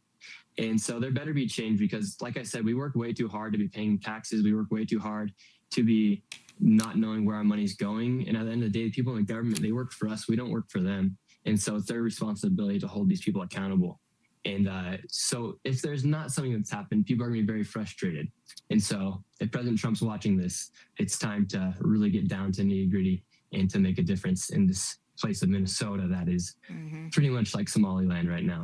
And quick correction, the word learning was spelled incorrectly. I think I said childcare. The word learning was spelled incorrectly. Yeah, to spell it leering, that's interesting right there. Right. Now, here's where I'm at with this. This is a big picture takeaway. Okay, I'm glad we found this. I hope people go to jail. I don't have my hopes high because it seems like these people tend to get away with this crap all the time, Guy.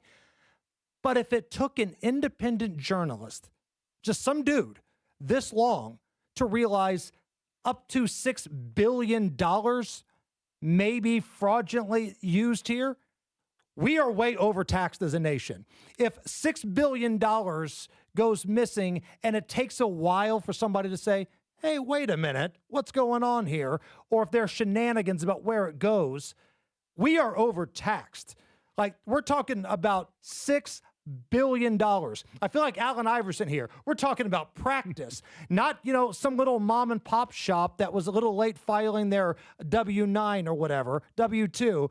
This is a big deal. If we can't keep track of this stuff, we are overtaxed. Well, you know what I'm sick of too, Jason? I'm sick of hearing stories like, well, a bunch of aid to Ukraine actually ended up getting funneled back to corrupt politicians in the U.S. or a big portion of U.S. aid money, right? Once we had Doge looking into where all the U.S. aid money, it turns out that was a big slush fund for Democrat politicians, and a lot of that came back to the DNC or to individual Democrat politicians. I'm tired of hearing these stories of where this money ended up and nobody going to jail. When's somebody going to go to jail? That's what I want to see. We've been saying that for a long time about a lot of different stuff, Guy. I'm with you. Again, I don't have my hopes high, but I can hope. Matt Baer, what's up? All right, check it out. Southbound 6570 stop and go traffic right out from Washington Street to the south split. That is a construction zone. Northbound 65 slow after Raymond into the south split. East side southbound 465 slow after 70 to South Shadeland Avenue. That is a 4-minute delay. Traffic sponsored by Super Shore. Do you own a small business? You need to hear this. A seismic shift is coming. It's time to get Super Shore. Not kind of sure, not pretty sure, but Super Shore. Coming soon. I'm Matt Baer. Follow us for instant traffic updates at WIBC Traffic. It's 24 at the American Standard Heating Weather Center here at 93 WIBC. We need 60 people. 60 people who think Guy Relford is a badass. 60 people who love what the gun guy does for all of us to jump on YouTube and give us a like. That would get us to 100. Considering this is a week where a lot of people are off work, I feel like 100 would be a good number of thumbs up and likes. So get your happy asses to the WIBC YouTube stream. We've got the chat, we've got the cameras, and if you think Guy Relford's a badass, give us a like over there. Is this anything? Next. Narco-terrorists dead in the water. 93 WIBC. We have a massive armada form, the biggest we've ever had. What happens next The death toll now topping 100. happens here. Russia is pledging full support for Maduro's government. Ukraine says it was attacked overnight. Stay in the know The DOJ is still withholding Epstein files, while you're on the go. threatening to hold Attorney General Pam Bondi in contempt of Congress. A wheelchair-bound Army veteran detained by ICE. $1.7 billion, the fourth largest lottery prize ever. On air, online, and on Alexa. Everybody knows Hubler's got the best warranty around. 10 years, 200,000 miles.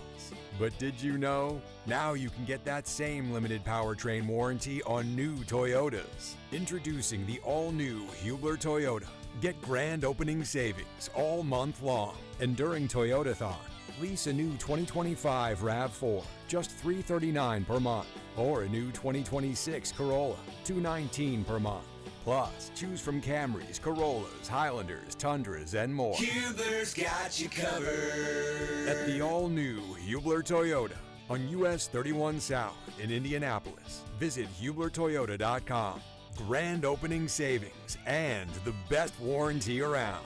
10 years, 200,000 miles. Cover me! Select models. Approved credit plus tax, tag, title, license 249 dealer doc. RAV4 model 4432. Corolla model 1852. 39 months. $29.99 due. Zero security. 10,000 annual miles. 15 cents per mile thereafter. Expires 12/31/25. By now, you've heard about IndianaUnclaimed.gov. It's a way to claim your unclaimed property from the Indiana Attorney General's Unclaimed Property Division. It's not a scam. It's not houses, boats, cars, or storage facilities. It isn't free money. So what exactly is it? It's your money. It belongs to you, and it's waiting for you to claim it. It's money from unclaimed wages or commissions, forgotten bank accounts, underlying shares, refunds, insurance proceeds, stock dividends, safe deposit box contents, overpayments, certificates of deposit, money orders, and more. The Indiana Attorney General's Unclaimed Property Division safeguards those funds while trying to locate and return those funds to the owner or heir. It's your money, you deserve it, and the Attorney General's office wants to make sure you get it. The Attorney General's Unclaimed Property Division has over $800 million just waiting to be claimed.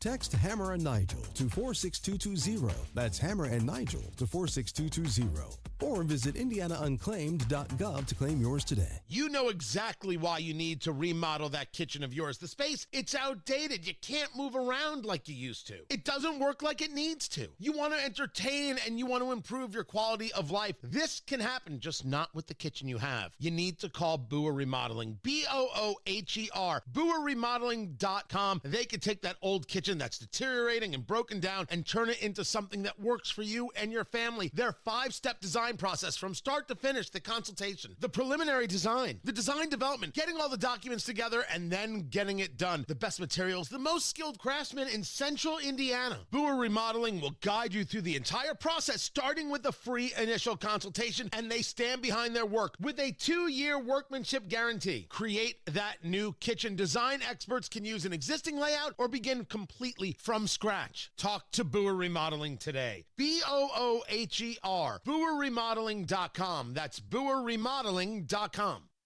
As a mom, comforting my family is what I do best. Vicks Vapor Stick provides soothing, non-medicated Vicks vapors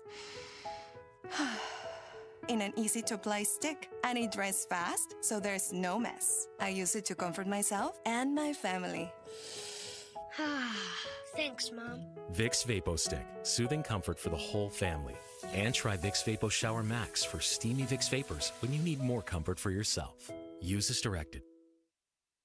WIBC cares, and if you or someone you care about needs food assistance, we have resources for you, including food distribution locations with an interactive map. Also, learn how you can make a difference for friends and neighbors in need, all at WIBC.com. Hammer and Nigel presents It depends upon what the meaning of the word is. Is this anything? All right, let's rock and roll. Is This Anything? Brought to you by Indiana Unclaimed, a program presented by the Attorney General's office here in Indiana. The Attorney General's office reuniting Hoosiers with over $1 million in unclaimed property every single week. Fast, easy, and I can't stress this enough, it's free. Free to search at IndianaUnclaimed.gov. I believe you found some money there once, right, Guy? Oh, man, I got $2,500 Boom. from Indiana Unclaimed. Primarily an old bank account I opened when I was like cutting grass when I was like 10 years old. That's awesome. And yeah, that was a big deal. In fact, I sent a picture to our Attorney General and said, thank you so much, man. This was, and guess what I did with that $2,500? It's either meat, cigars, or bourbon. Rifle. Bought a damn I nice thought that was rifle. too easy of an answer. I was trying to go outside the box. Yeah, no, I bought a man. very nice AR with that and an optic. Nice. All right. I think I already know the answer to this, but I'm going to ask you anyway. Is this anything? The Indianapolis Colts missing the playoffs once again. Carly Ursay with some decisions to make now. Is this anything? Oh, of course. I mean, it's, you know, the fact that we haven't won the division since, 2014? is something. It's something every year. And it's not like it's the NFC East or the NFC North where there are a bunch of competitive teams year in and year out. Yeah, I mean the Jaguars, who are going to win the division by all appearances right now, had 4 wins last year, and we can't compete with these people. When we dominated that division from the time it was created, up through certainly the Peyton years and into the Andrew Luck years. So it is something for that reason, and it's especially something when you start out 7-1, even 8-2, and then go 1-7 over your last 8 games. That's unacceptable. That's not acceptable. Even if your quarterback goes down. 1-7. Well, you just saw Brock Purdy go, he was out 8 games, and look at San Francisco this year. There are other teams that are better suited to respond when they lose key players. That's what a GM's supposed to do. That's why I think a lot of focus, as it is every year, it has been for 5, 6, 7 years, is going to be on Ballard and whether we retain him as GM. And listen, I'm hoping that the new regime, I mean, since we lost Jimmy Irsay, and listen, I've met him several times. I like Jimmy Irsay. I was sorry when he died, but I also hope for a little fresh perspective. And I think he could be a little soft. I think Jimmy cared about people. I think he got close to people. He was a little too loyal because he cared about people. I think he cared about individuals. He got close to them, exactly to your point. And I think it was hard for him to make tough decisions. And I'm hoping perhaps the next generation is going to look at things a little differently, because this is not okay. We should not accept 8 wins, 7 wins year after year after year, and 11, 12 seasons now without winning the division. That's not okay. And this is definitely something. On the YouTube chat, Bartmus Fowl. Sports boring. Tell me that's not Tim Wall's burner account. That is Tim Wall's burner account right there. Yeah, wait a minute. Somebody listens to Hammer and Nigel is complaining about talking about sports. I'm sorry that we work that in. I say we, you guys, and me when I'm sitting in on occasion. We work that into every show, and it's a big focus. We're a show about dudes. We're a show about dudes and other people of like minds. And hey, you're a guy I've gone to some Pacer games with and gone to the Indy 500 with. Yeah, we'll talk about sports from time to time. You bet. Is this anything? A Florida man has filed a lawsuit against Outback Steakhouse alleging that the handicapped toilet he used at one of their locations suddenly shattered and collapsed while he was using it. He says he sustained, quote, severe bodily injury and permanent loss of an important bodily function and loss of capacity for the enjoyment of life as a result of this toilet shattering at an Outback in Florida. Is this anything? Well, in order to determine if this is anything or not, Jason, what's the first question that popped into your head when you read this story? What was the first thing that made you wonder about the facts of this case? Well, the first thing that popped into my head was the toilet's finally getting revenge for all the damage I've done to it over the years. It's revenge of the toilet. That's what I took. Come on, did that come into your head before you thought how much did this guy weigh who sat on this toilet? Yeah. I mean, Florida man at an Outback Steakhouse, I'm willing to bet it's probably not Bradley Cooper. It's probably not Michael Phelps, right? At the same time, I mean, that was the first question that pops in my mind. Is this some 400-pound guy? At the same time, is there a maximum capacity for a toilet? And if so, shouldn't that be posted somewhere? And I'm not trying to justify, silly lawsuits.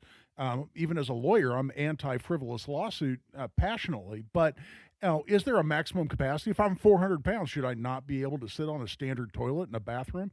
That's interesting to me. So I think this is something. I think you should be able to use a toilet unless there's some warning to the contrary without the thing shattering and injuring you in the process. Okay, and I'll do devil's advocate here. You bet. If I'm in charge of bringing in the toilets to the Outback Steakhouse, especially in Florida, I have to know that the folks coming into my restaurant are probably going to be some biggins. They're probably going to be some biggins. Can I just say it was also in the handicap stall? So it's more room. It's bigger in those.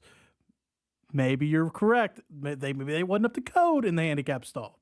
You got to know who your audience is, right? Like, I'm willing to bet they probably cut a few corners and said, oh, let's go with this porcelain company. No, in Florida at an Outback Steakhouse, and I would make the same argument for a Waffle House. You have to know who your guests are coming in and what they look like. So you're not even being devil's advocate. You're agreeing with me because you ought to be able to design a toilet, right, in an Outback Steakhouse that's going to support your clientele, and you're not going to put cheap toilets in there that are going to collapse and cause somebody an injury. I think this is something. The kind of guy that's on an all bloomin' onion diet, he's going to need something sturdy.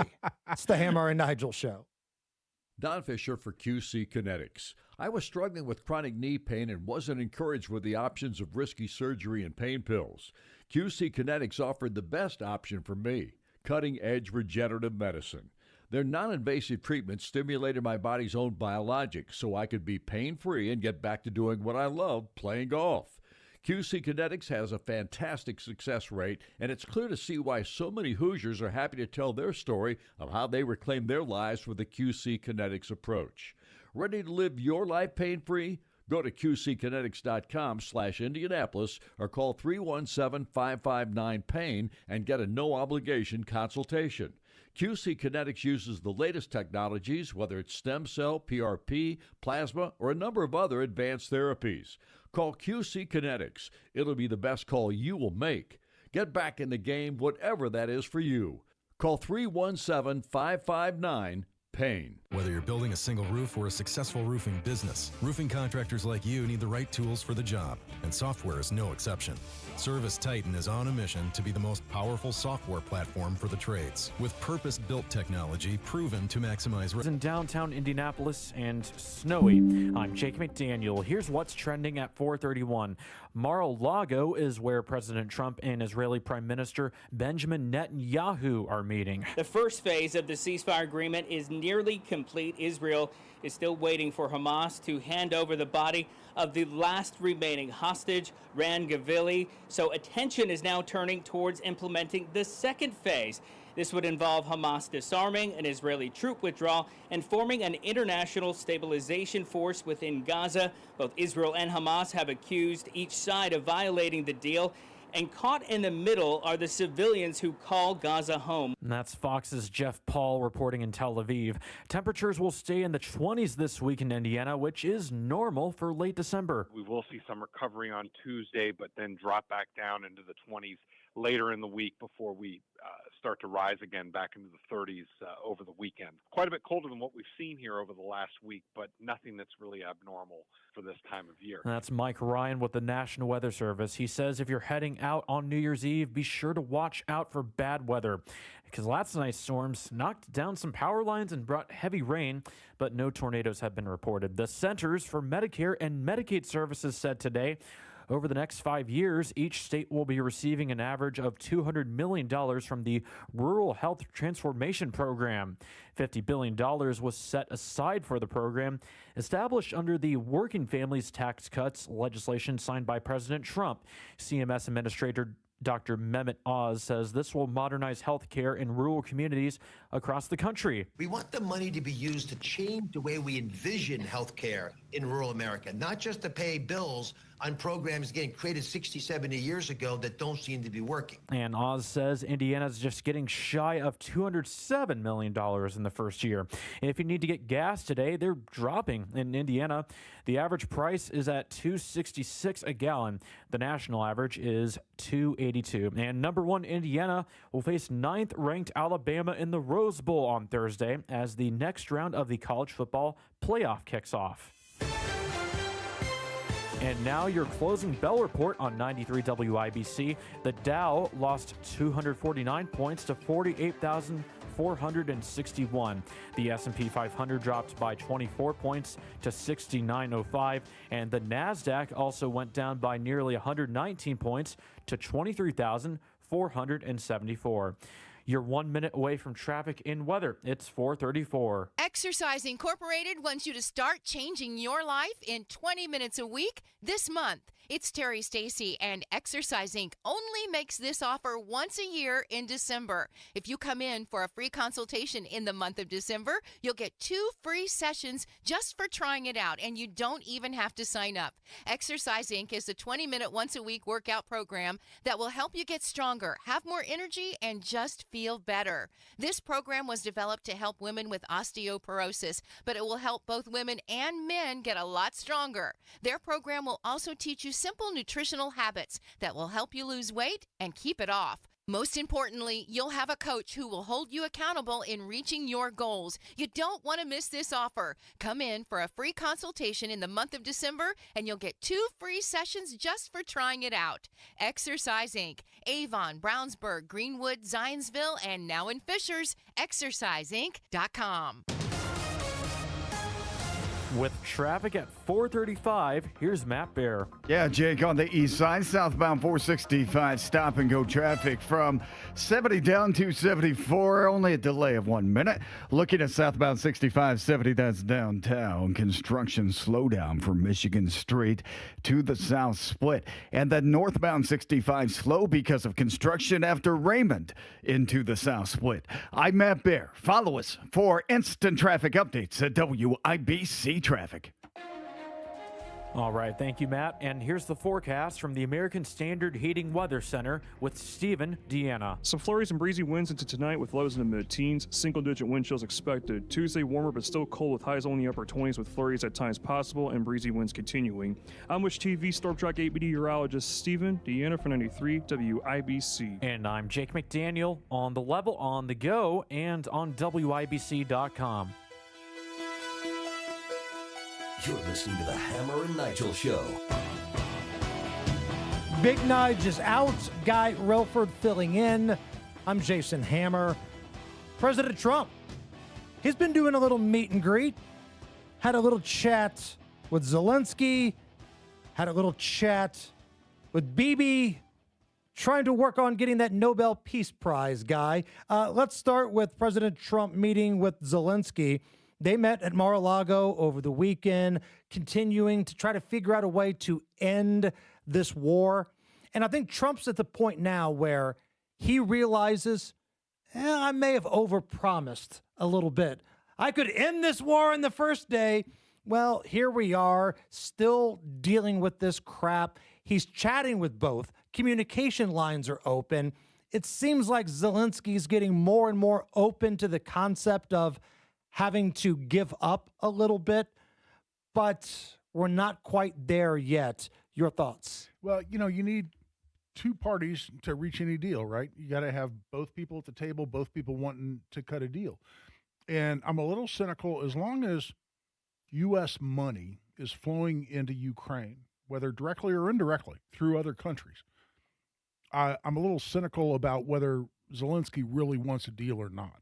Because that money's flowing in and it's not real, there are not real good safeguards, in my understanding is, including hearing from some members of U.S. Congress about what happens to that money once it goes into Ukraine. So I'm a little cynical about whether Zelensky wants to resolve that conflict or not.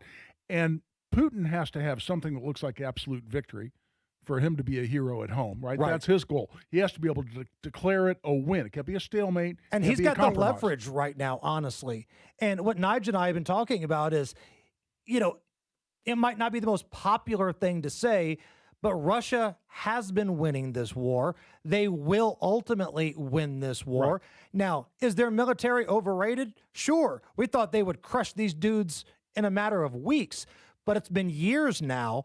But under no circumstance is there a path of victory for Ukraine. Right. So if Putin stays with the war, he's going to be able to declare victory at some point, whatever he decides victory looks like. So I'm cynical about his willingness to reach a deal. Zelensky, I still think, has a financial incentive to keep the aid flowing. So I'm not sure he really wants a deal and doesn't want to admit anything that looks like a defeat from his end. That makes me cynical about the ability to close the gap and actually reach a deal on this thing. Then President Trump met with Bibi Netanyahu. And yes, they talked a little bit about what's going on with Israel and Hamas, just because things have quieted down doesn't mean all is well. To quote Kevin Bacon in Animal House here, all is well. There are pockets where people get squirrely, but more than anything else, I think they were talking about what to do with Iran, because Iran, according to reports, they're getting that nuke program rolling again. They're working with bad actors. And of course, with Israel being right there, this is something that's of importance to both Israel and the United States. Yeah, you know, when we dropped the bunker busters on Iran, on their nuclear facility over there, the development facility, a lot of people, I think, just kind of closed the book on the chapter of Iran being a global risk. And I disagreed at the time that I saw that mentality start to arise, and I disagree with it today. And I think that's an incredibly important discussion. And who is more interested in that issue than Israel and the United States? So I'm glad those discussions are going on, and I'm glad we're not going to just declare, mission accomplished, right? Right. And think that thing's over when clearly Iran doesn't think so, and they're going to continue trying to become the global threat that they really want to become. Guy Relford in for Big Nige. We've been talking a lot lately about Pennsylvania Senator John Fetterman. Yeah. Post-stroke Fetterman has actually been the voice of reason for the Democrat Party. Now, make no mistake, he's not a Republican, he's not a conservative, and he will be the first to tell you that. But he also makes it clear, I'm not one of these lunatics that are running the Democratic Party into the ground. Fetterman sees that this is not a path to win elections. Having dudes undress in front of girls in the locker room, not good for business. Being pro-Venezuelan drug boats, not good for business.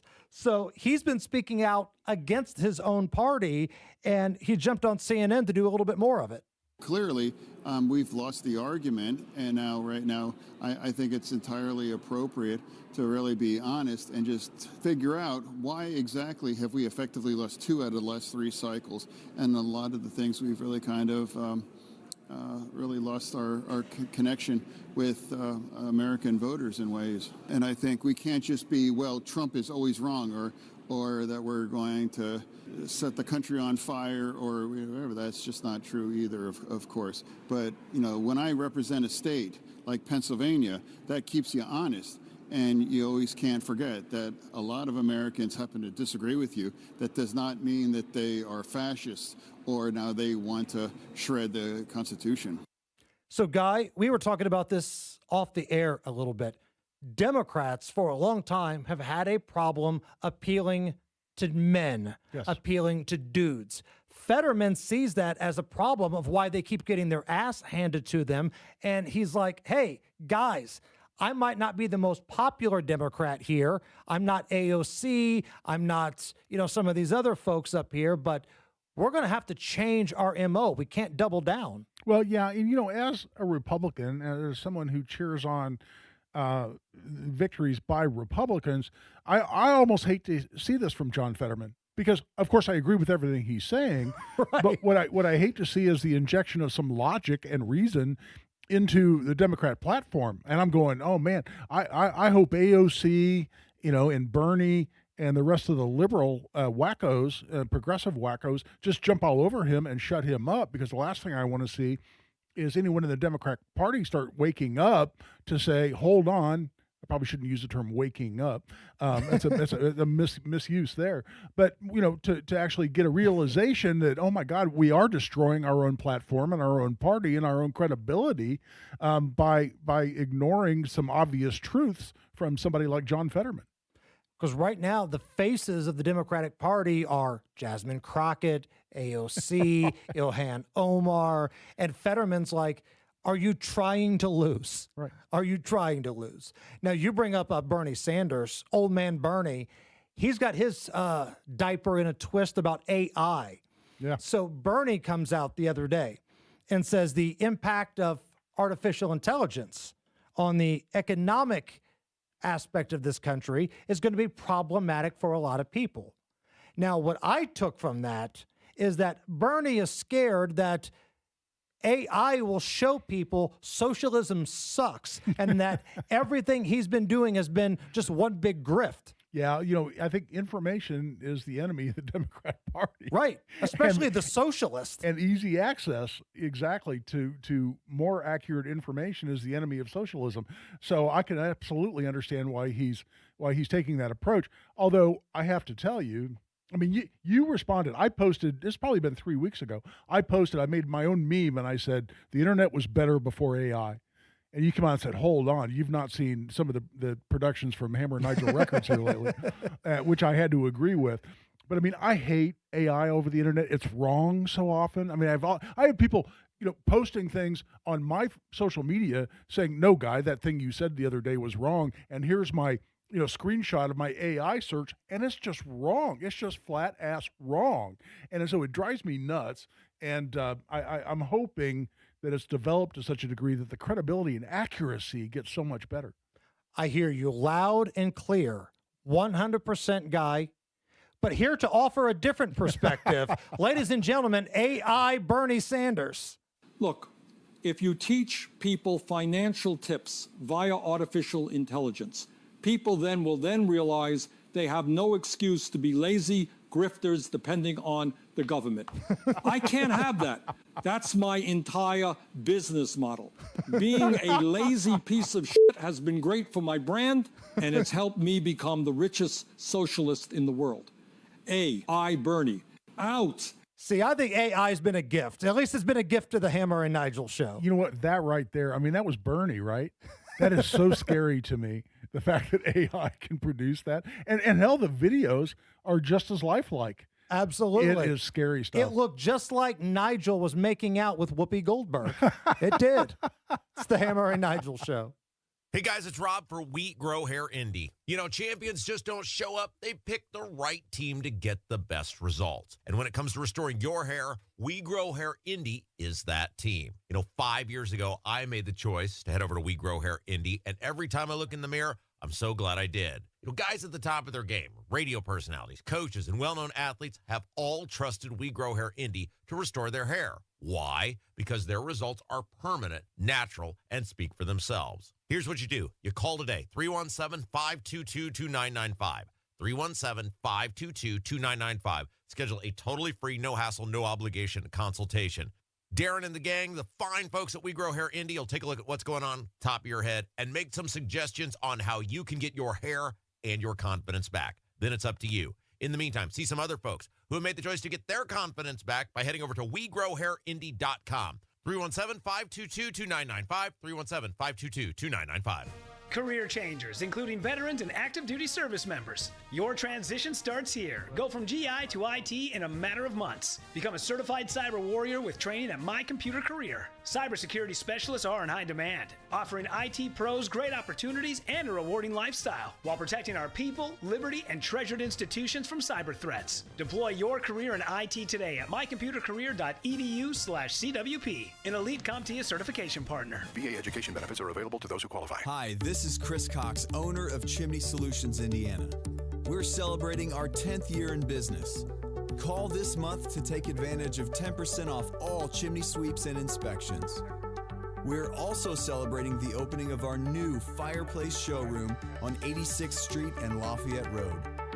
Come and experience our exclusive lines of wood-burning and gas fireplaces. Call 317-757-6979 or chimneyindy.com. Hi, I'm Tom Connors. Went to Mark Patrick's hypnosis seminar February 6, 2019. Nothing worked before. Left there and never smoked again. Amazing. Easy, affordable, and guaranteed. A year later, with my wife Michelle, attended Mark Patrick's weight loss seminar. She lost 18 pounds and I lost 43 in 8 weeks. It's true. He smoked 2 packs a day and nothing worked until Mark Patrick Hypnosis. Now we're losing weight together, eating healthy, full on half the food. Crazy. Enjoy enjoying exercising. Who would have believed Mark Patrick hypnosis really works? It's amazing. I can breathe again, my blood pressure went down, and I've got so much energy. So much energy. And look great. Lose weight or stop smoking with hypnosis. Only $59.99. Destroy unwanted cravings. January 29th at the Holiday Inn Express and Suites in Noblesville. Weight loss 5:30 p.m. Stop smoking at 8. Or January 31st, Holiday Inn Express Indianapolis Airport. Weight loss 11 a.m. Stop smoking at 2. Register at markpatrickseminars.com.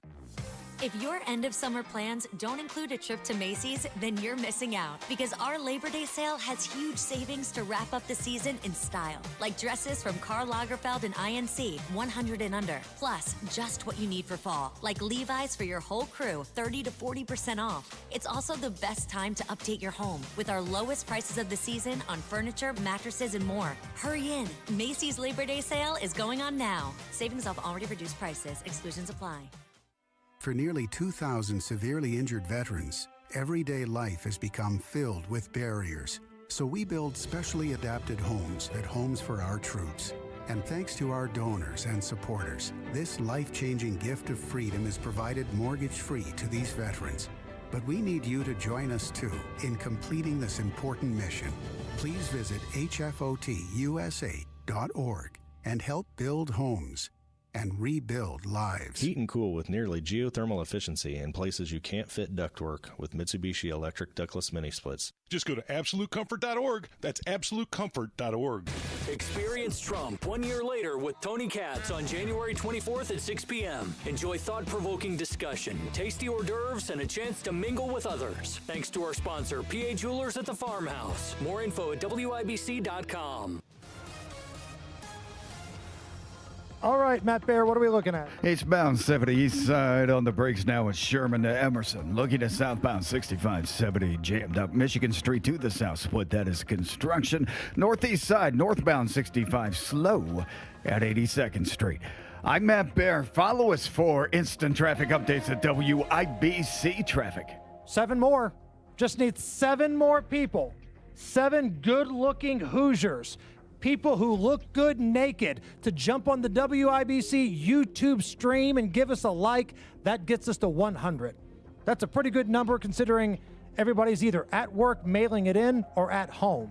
So 7 more people. If you think Guy Relford's a badass or if you are ready to have the greatest night of your life tonight, go to WIBC's YouTube page and give us a like. Just 7 more. 24 at the American Standard Heating Weather Center. Coming up a little bit after 5 o'clock, Charlie Kirk's killer appeared virtually in a court today. We have an update on that. We've got a little booze news.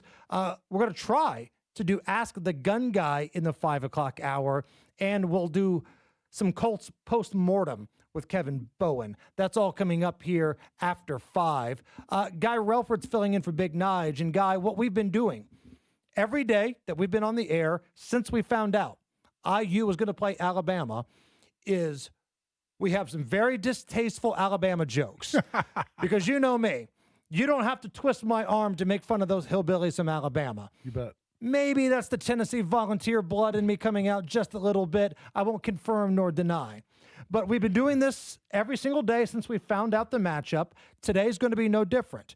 Now, before we get to the Alabama jokes of the day, I got a voicemail about some of the jokes we did last week. Hi, my name is. We were just traveling along listening to IBC, listening to Nigel and Hammer, and they told a joke on there about an Alabama guy crossing the street, having sex with his sister. That's highly offensive. I've never heard Nigel and Hammer do anything like that before. Really? They're usually pretty good. But that's offensive, and that's horrible. It's actually disgusting, and it's really illegal to have sex with your family member like that. I want folks to know there how highly upset I am to hear this on your all's radio station. Really is offensive. I love that his breaking point on that was it's illegal. Like, that's the part that really rubbed him the wrong way. It's illegal. Yeah. And by the way, it's only been illegal in Alabama since 1997. I thought you were going to say since 2 o'clock this afternoon.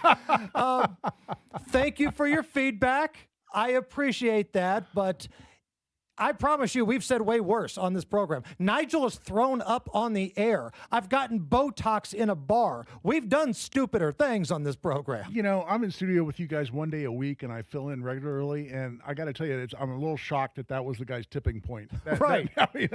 I'm not getting that at all. So with that being said, it's time for your Alabama jokes. Hoosiers, Bama, coming up on New Year's Day. How can you tell it was somebody from the state of Alabama that invented the toothbrush? Because had it been anybody else, it would have been called the teeth brush. Alabama. Why's that? They were leaving rings on all the bridges. Guy Relford off the top rope with some Alabama jokes. I love it. I love it. There will be a new Degenerates Next Door podcast that will be coming out as early as tomorrow, possibly later on tonight, where myself, Rob, and the two professional sports handicappers we work with, Kenny Britt of KB Sports and David Stefanoff of Follow Never Fade, will have free plays on IU versus Alabama.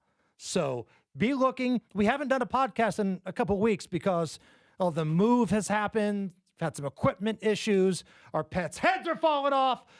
Everything was going wrong at the same time. So we're trying to get a podcast going. Going to record it tonight. Might be out tonight, could be tomorrow. But if you're looking for a little action on that IU-Alabama game, myself and the professionals will have it for you.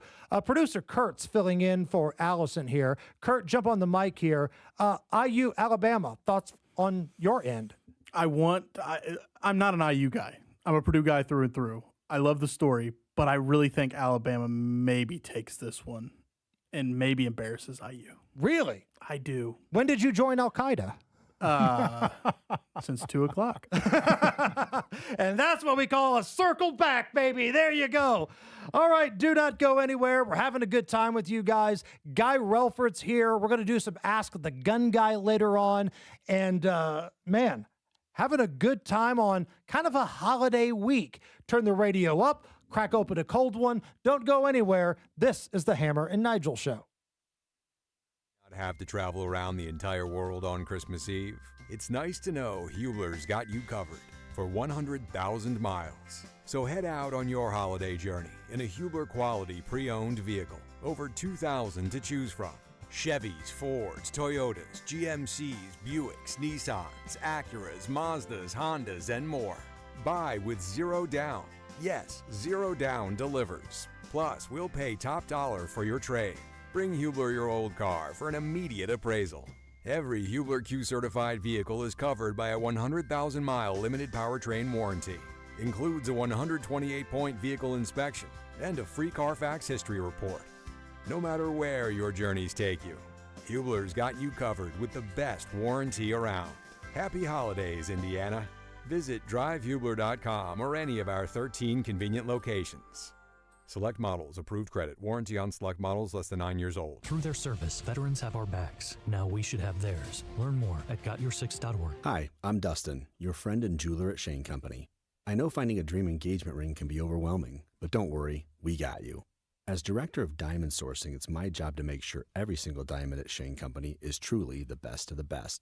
Our team travels the world to see diamonds up close, in person. We handpick each one for its unique fire, brilliance, and scintillation. Diamond buying is an art. Of course, we look at cut, color, clarity, and carat, known as the 4 C's, but that's not all. We also look at how each diamond looks on a hand, where it will be worn, how it makes you feel, and if it's worthy of a Shane Company customer. That type of expertise only comes from working for a company that's been a family business since 1929. We also think about your budget. We only pick the best in each grade in all shapes and sizes. Your diamond is guaranteed to be the most beautiful because a friend wants you to pick from only the best. Drop by your store or shaneco.com and see for yourself. Shane Company, your friend and jeweler. Weekday mornings at 7:15, the Tony Katz Popcorn Moment. Brought to you by Boer Remodeling. Don't wait any longer for the kitchen you've been dreaming of. Request a consultation at boerremodeling.com. WIBC cares, and if you or someone you care about needs food assistance, we have resources for you, including food distribution locations with an interactive map. Also, learn how you can make a difference for friends and neighbors in need, all at WIBC.com.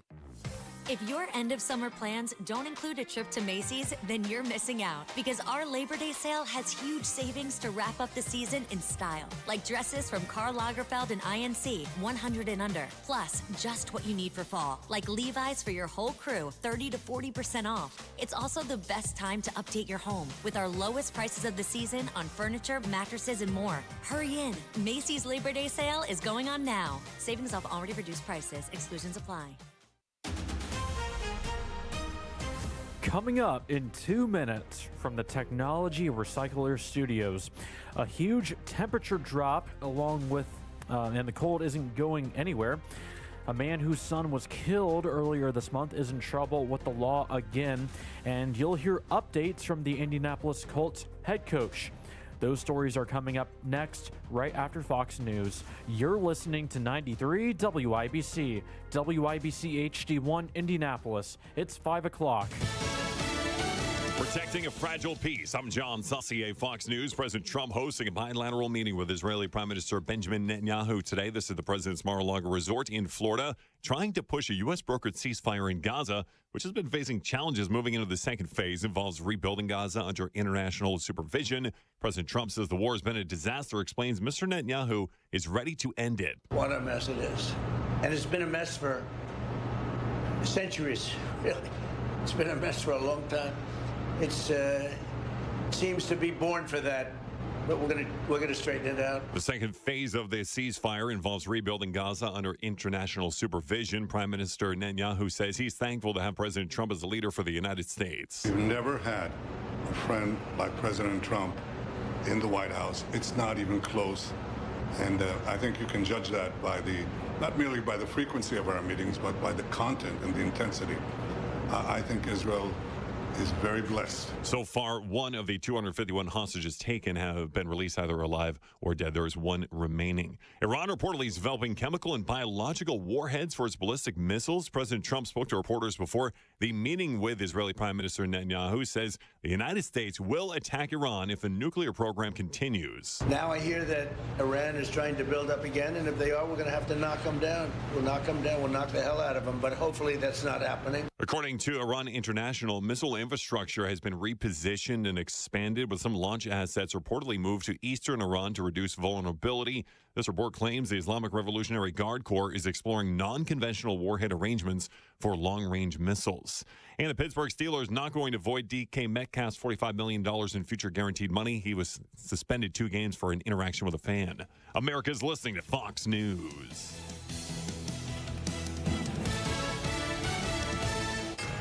'93 WIBC Mobile News. On the level, on the go. Really cold temperatures stick around as New Year's Eve nears. You've got snow showers and 22 degrees in the Circle City. Tonight's low is 15. I'm Jake McDaniel. Here's what's trending at 5:02. And not just that, but gusty winds adding to the chill. If you're heading out New Year's Eve, bundle up. There is increasing signs that we're going to see some light snow during the evening into the early overnight on New Year's Eve that could produce very light accumulation. Just something to be aware of for people that are out and about celebrating in the new year. Mike Ryan, forecaster at the National Weather Service, says single-digit temperatures are normal in December. Ryan Hedrick, 93 WIBC Mobile News. Charges are pending against a man whose son was killed earlier this month. Last year, prosecutors say Dejan Fox Sr. was on drugs when he hit and killed someone, then drove away. He was arrested in that case and released on bond. That charged after his arrest in southern Indiana, where police say he and his partner posted online threats against the man who killed their son. A grand jury last week ruled that shooting was self-defense. Many shoppers are turning to different methods to climb out of credit card debt from this year's holiday season. You notice that you've got credit cards that are close to the limit, maybe even starting to get some decline transactions. Start with a clear inventory of your holiday debt. Lay out your balances, your interest rates, your due dates. Create a realistic repayment plan. Colton Cooley with First Merchants Bank told Wish TV the goal is getting those interest charges under control before the 2026 bills take over. After losing to the Jacksonville Jaguars 23 33-17 yesterday. The Indianapolis Colts are preparing to take on the Houston Texans this coming Sunday. It's their final game of the year, and head coach Shane Steichen said today he's talking to Phillip Rivers and Riley Leonard to see who gives the team the best look. If Riley's out there starting on Sunday, it'll be good for him. It'll be good for his development. So, yeah, we look at all that stuff. And Steichen says he should have a final answer on that by Wednesday. The kickoff this Sunday is at 1. And a new ice cream shop has opened up today in Southwest Fort Wayne. It's called Chill's Delights, which has, obviously, ice cream and donuts as well. Time is 5:04. Traffic and weather next. Don Fisher for QC Kinetics. I was struggling with chronic knee pain and wasn't encouraged with the options of risky surgery and pain pills. QC Kinetics offered the best option for me, cutting-edge regenerative medicine. Their non-invasive treatment stimulated my body's own biologics so I could be pain-free and get back to doing what I love, playing golf. QC Kinetics has a fantastic success rate, and it's clear to see why so many Hoosiers are happy to tell their story of how they reclaimed their lives with the QC Kinetics approach.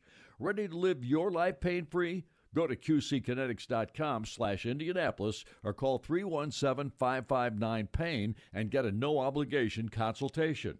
QC Kinetics uses the latest technologies, whether it's stem cell, PRP, plasma, or a number of other advanced therapies.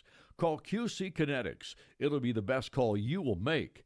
Get back in the game, whatever that is for you. Call 317-559-PAIN.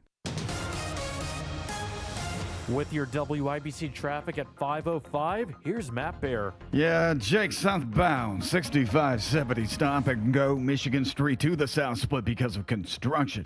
Northbound 65 stop and go before Raymond into the south split because of the same construction zone. I see snow falling downtown. If you have some snow, make sure your lights are on if they aren't already. Northeast side, northbound 69 slow from 465 up to 96th Street. Traffic sponsored by Super Shore. Do you own a small business? You need to hear this. A seismic shift is coming. It's time to get super sure, not kind of sure, not pretty sure, but super sure. Coming soon. I'm Matt Bear. Follow us for instant traffic updates at WIBC Traffic.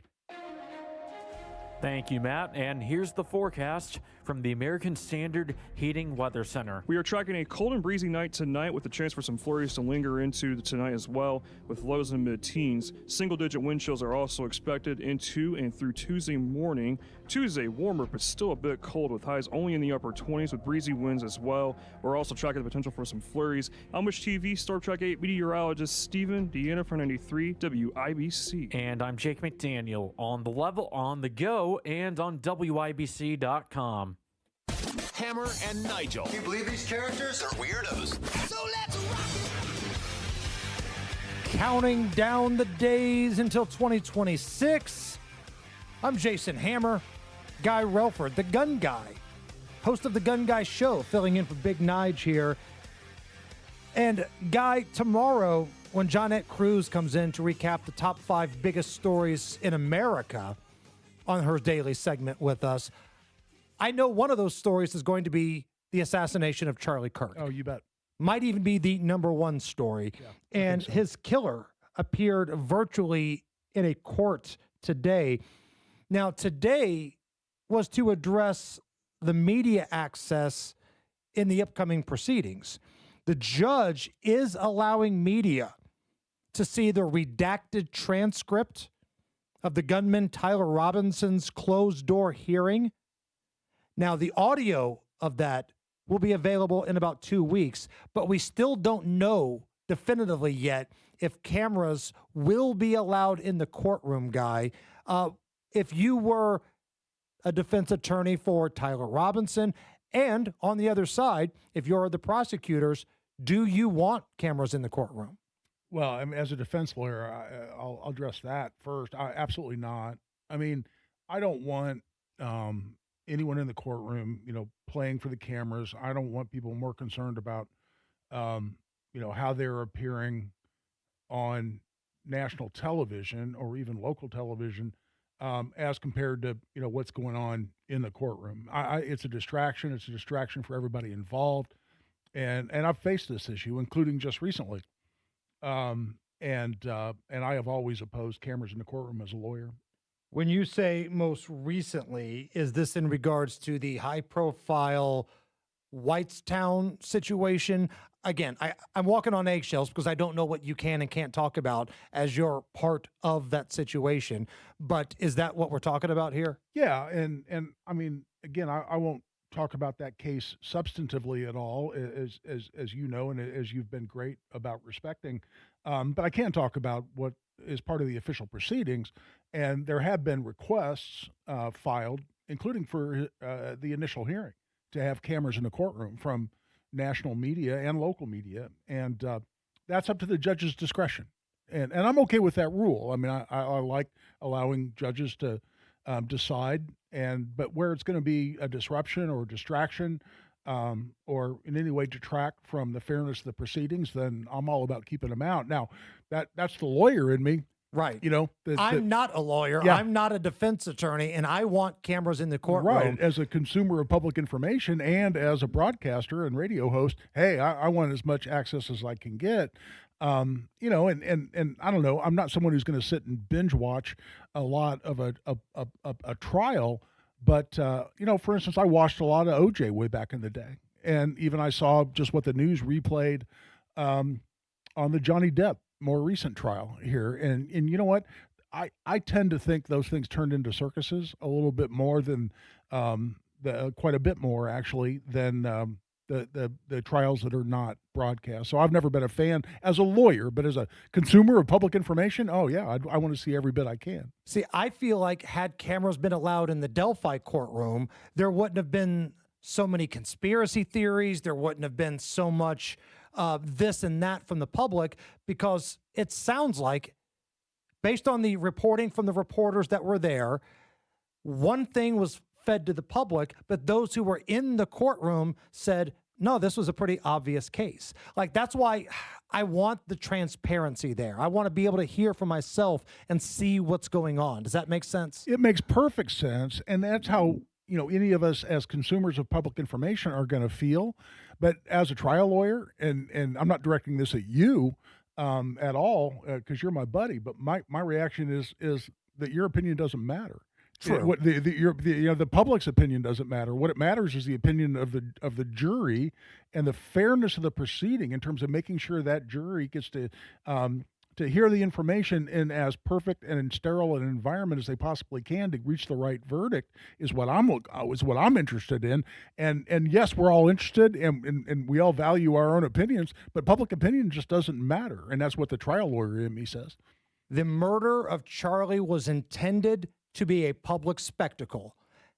The shooter wanted everybody to see it happen during an event at Turning Point. I feel like the trial should be a public spectacle. And when I say spectacle, I don't mean circus, but I think it should be for the public to see. If you're Johnny Tough Guy enough to murder a man in the public, I think it's perfectly fine to see justice being served in the public. Yeah, well, let me put my defense lawyer hat back on. You know, the word alleged was kind of missing from that whole discussion right there, right? I mean, you know, is it possible this guy's a patsy? Is it possible this guy's being framed? Is it possible the government's even putting this guy up to cover for someone else that may have killed Charlie Kirk?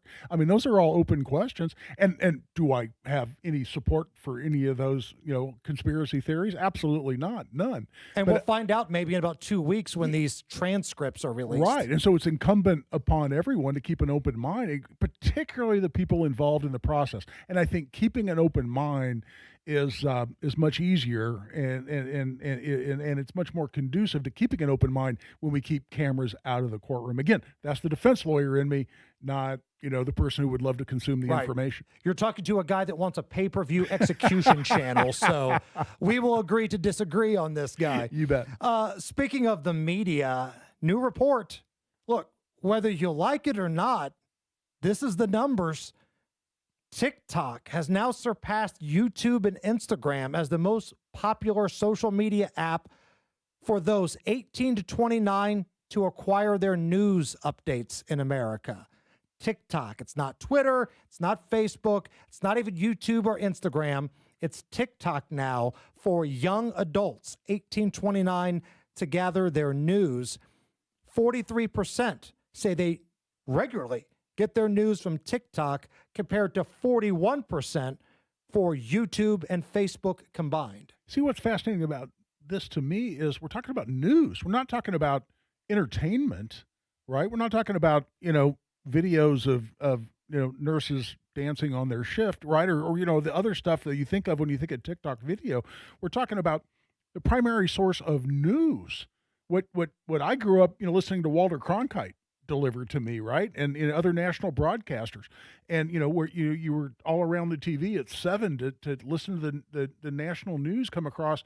And now we're looking at our phones on an app like TikTok as a primary source of not just entertainment, but news. That's what's so incredible. Now, I'm an old guy, so of course I'm going to be the most shocked by this of anybody in the room, but that's crazy to me. And who's delivering this news on TikTok? Is it some 20-year-old numbnuts that doesn't know what he's talking about?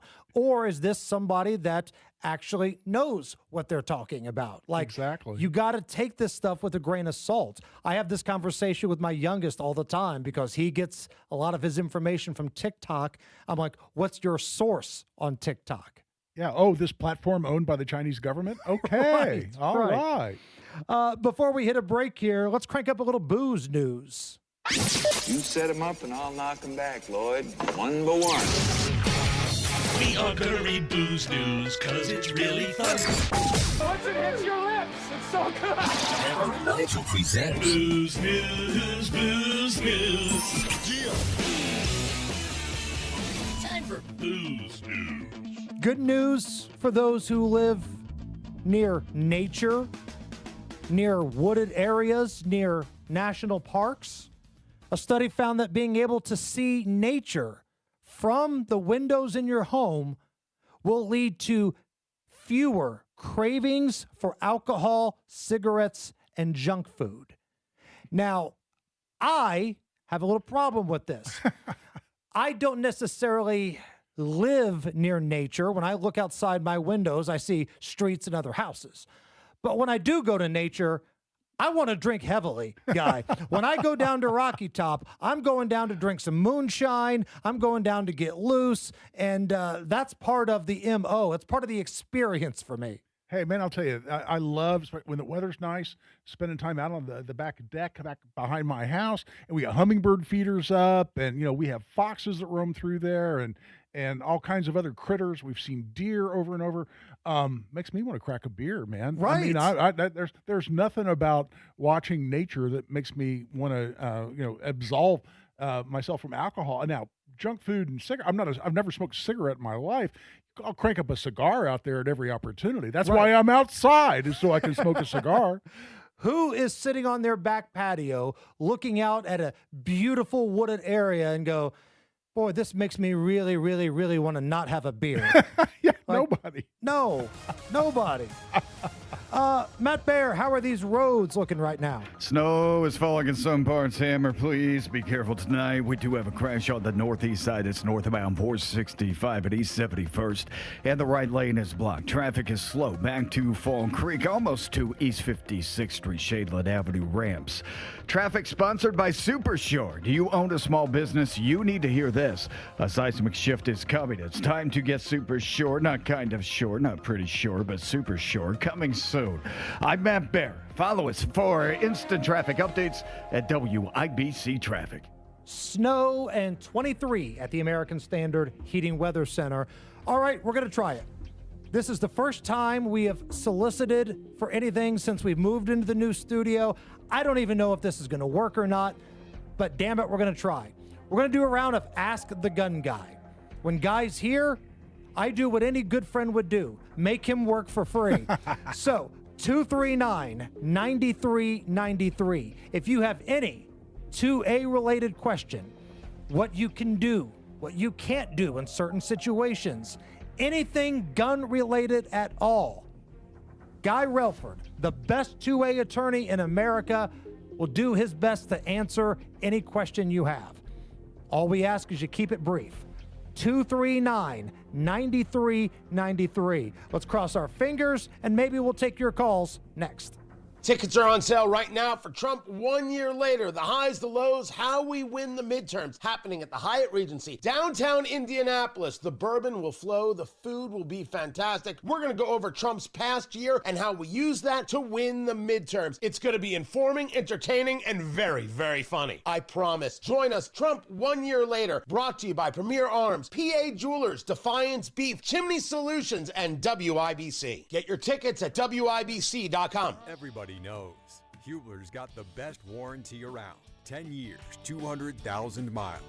But did you know? Now you can get that same limited powertrain warranty on new Toyotas. Introducing the all-new Hubler Toyota. Get grand opening savings all month long. And during Toyotathon, lease a new 2025 RAV4, just $339 per month. Or a new 2026 Corolla, $219 per month. Plus, choose from Camrys, Corollas, Highlanders, Tundras, and more. Hubler's got you covered. At the all-new Hubler Toyota on US 31 South in Indianapolis. Visit HublerToyota.com. Grand opening savings and the best warranty around. 10 years, 200,000 miles. Cover me!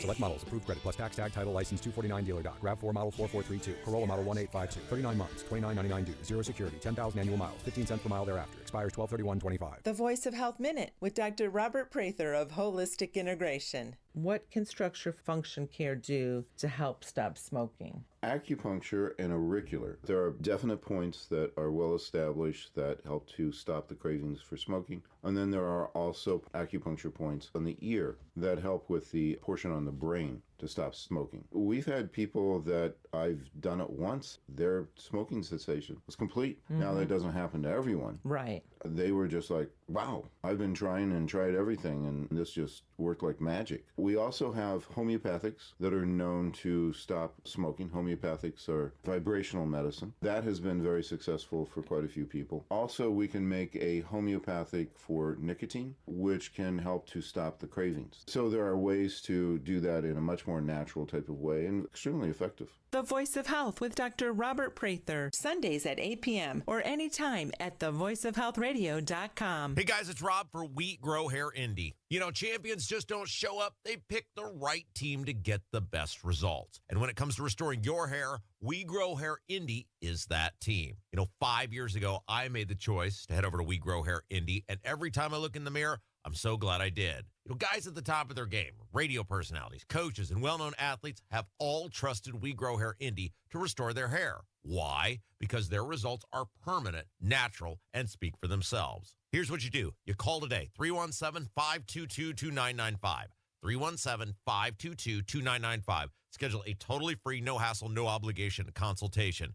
Darren and the gang, the fine folks at We Grow Hair Indy, will take a look at what's going on top of your head and make some suggestions on how you can get your hair and your confidence back. Then it's up to you. In the meantime, see some other folks who have made the choice to get their confidence back by heading over to WeGrowHairIndy.com. 317-522-2995. 317-522-2995.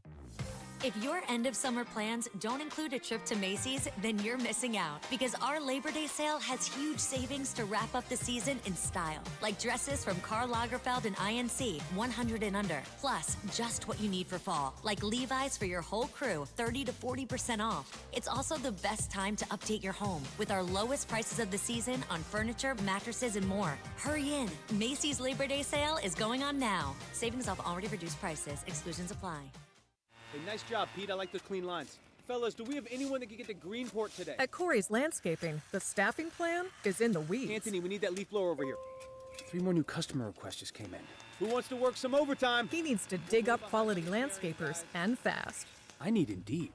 Indeed you do. When you sponsor a job on Indeed, it's easier for talented candidates to find it, which makes it easier for you to hire them. Visit Indeed.com/credit and get $75 towards your first sponsored job. Terms and conditions apply. You're listening to the Hammer and Nigel Show. This will either be the greatest segment in the history of radio or the phones won't work. Let's cross our fingers here. It's the Hammer and Nigel Show. I'm Jason Hammer, 2A attorney, firearms instructor, and the host of the Gun Guy Show. Guy Relford is here, and he is going to answer your 2A questions. If you're on hold, all we ask is that you be brief, don't swear, and let's get this party started. Red is up first. Red, welcome to the show. We got Guy Relford here. Hey, what's going on? Long-time listener, first-time caller to the new studio. All right. All right. Hey, so I think I asked this once before, but I'm probably a little bit closer to my time now, Guy. At what length of time do you have to be between your last charge to try to get a felony expunged? I know there's a time limit. Great question. It's 8 years. You can get 8 years. You can get a felony expunged with 8 years with a clean criminal history. Now, what's really important is that's not from the felony charge necessarily. In other words, if there were misdemeanors in between, then that still screws you up. So you need 8 years with a clean criminal history in order to get a felony expunged. For misdemeanors, it's 5 years from your latest criminal conviction. And not all, and I'm sure you know this, not all convictions can be expunged. There are a bunch of exceptions. But for a lot of really common felony convictions like old drug charges and multiple OWI type things, those are the kinds of things that absolutely can be expunged, and we do those all the time. So when you hit that 8 years, if that's what we're talking about, man, call my office and we'll hook you up. Greg is up next. Greg, welcome to the show. Guy Relford's here. Yes. My mom and dad have a few guns. One or two is a historical. The other ones are more modern. They're like mid-70s or whatever. What do I need to do to prepare for if they should pass on, how to take care of those? Well, let me ask. License, registering, all that kind of stuff. Yeah, are these just regular rifles, pistols, shotgun kind of things? In other words, there's no machine guns or short-barreled rifles or anything like that. Yeah. Okay. Well, let's proceed on that assumption. If they're just regular rifles, pistols, and shotguns, there's nothing you need to do. They're just property, and they can be transferred via a will or a trust that some people set up for real estate or other property. But just like a will, they can just be bequeathed, given to heirs, just like a couch or a toaster, or any other piece of property. So there's really nothing you need to do. And in fact, there's no such thing as registration of firearms in Indiana. It's kind of a common misunderstanding, but they're not registered to anybody now because we don't have registration in Indiana, and there's no federal registration other than for things like machine guns, short-barreled rifles. That's a rifle with a barrel less than 16 inches, or short-barreled shotguns, a shotgun with a barrel less than 18 inches. Those have to be registered with the federal government, but just for normal rifle, pistols, and shotguns, there is no registration, and they can be transferred to an heir, to a beneficiary, just like any other piece of property. So there's really nothing to do to prepare. And I'm glad you asked that because that's really a common point of misunderstanding for people in Indiana. Chris is waiting patiently. Chris, we got Guy Relford here. Rock and roll. Good afternoon, guys. Hey, I'll try and keep this short. So I'm in a local small gun store a few months ago out on the east side. There's a couple of guys in there, I'm guessing early 20s. One of them asked his friend, he said, "Hey, what time is it?" The other guy says, "There's a clock right up there," and points at it up on the wall. The kid says, "I can't read that." It was an analog clock. Should he be allowed to own a firearm? I'll hang up and listen for your answer. Well, there's no federal or state law that says that there's a certain educational requirement in order to exercise a Second Amendment right. And a regular analog, as opposed to digital clock, somebody that hasn't ever been told how to read the face of a clock, it doesn't give me a lot of confidence in their education or intelligence. But I got $5 he voted for Kamala. $5 that says the guy that couldn't read the clock voted for Kamala Harris. Could be. I mean, would you ask that same question? Should that guy be allowed to vote? Should that guy be allowed to post on the internet? Should that guy be allowed to express his opinion in public? I mean, if it's a constitutional right, it's a constitutional right. So I don't know if your question's rhetorical or not, but if it's a constitutional right, then it is. Now, you can lose that right, but there's nothing about either state or federal law that says you have to have a certain education or intelligence level in order to possess a firearm. Tony, we're going to give you the last word here, my friend. Tony, we got Guy Relford here. Go ahead. Hi. I just have a question on open carry of a rifle or shotgun in public. How does that compare to carrying a handgun? Well, since we've had constitutional carry as to handguns, you don't need any kind of license or permit. But there's never been a license or permit requirement to carry a long gun either on your person or in a vehicle in public in Indiana. So there's nothing illegal. Now, the open carry folks that like to, go to, walk around downtown Indy with their rifles or shotguns hung on a sling. There's nothing illegal about that. And as they say, it's their right to do it and it's not illegal. I question what their agenda is and what they're really trying to accomplish. Because every time someone sees you walking around with your AR around Monument Circle or in front of the State House, somebody's going to go file a bill to make that illegal, and I'm going to have to be over there fighting against it in the General Assembly. So I wonder what the objective is. But today, there's nothing illegal about possessing a long gun, a rifle or a shotgun in public, including carrying it in public.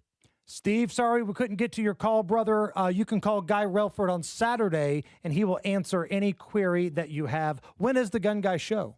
5 to 7 on Saturdays. And now that you've established, Jason, that the phones work, together with producer Kurt, then I actually had my first 2 callers this past Saturday, so I was cautiously optimistic we could get that to work here today. But yeah, give me a call 5 to 7 on Saturdays. Steve, my brother, call Guy Relford, and he will answer your questions. All right, going to stop down right now. Jake's got the news. 93 WIBC Mobile News. On the level, on the go. What did they talk about? It's snowy during your nightfall in downtown Indy. It's set to end at approximately 7 o'clock this evening, though. It's 21 degrees, lows tonight in the mid-teens. I'm Jake McDaniel. Here's what's trending at 5:30. President Trump discussed work on the Gaza peace deal with Israeli Prime Minister Benjamin Netanyahu at Mar-a-Lago.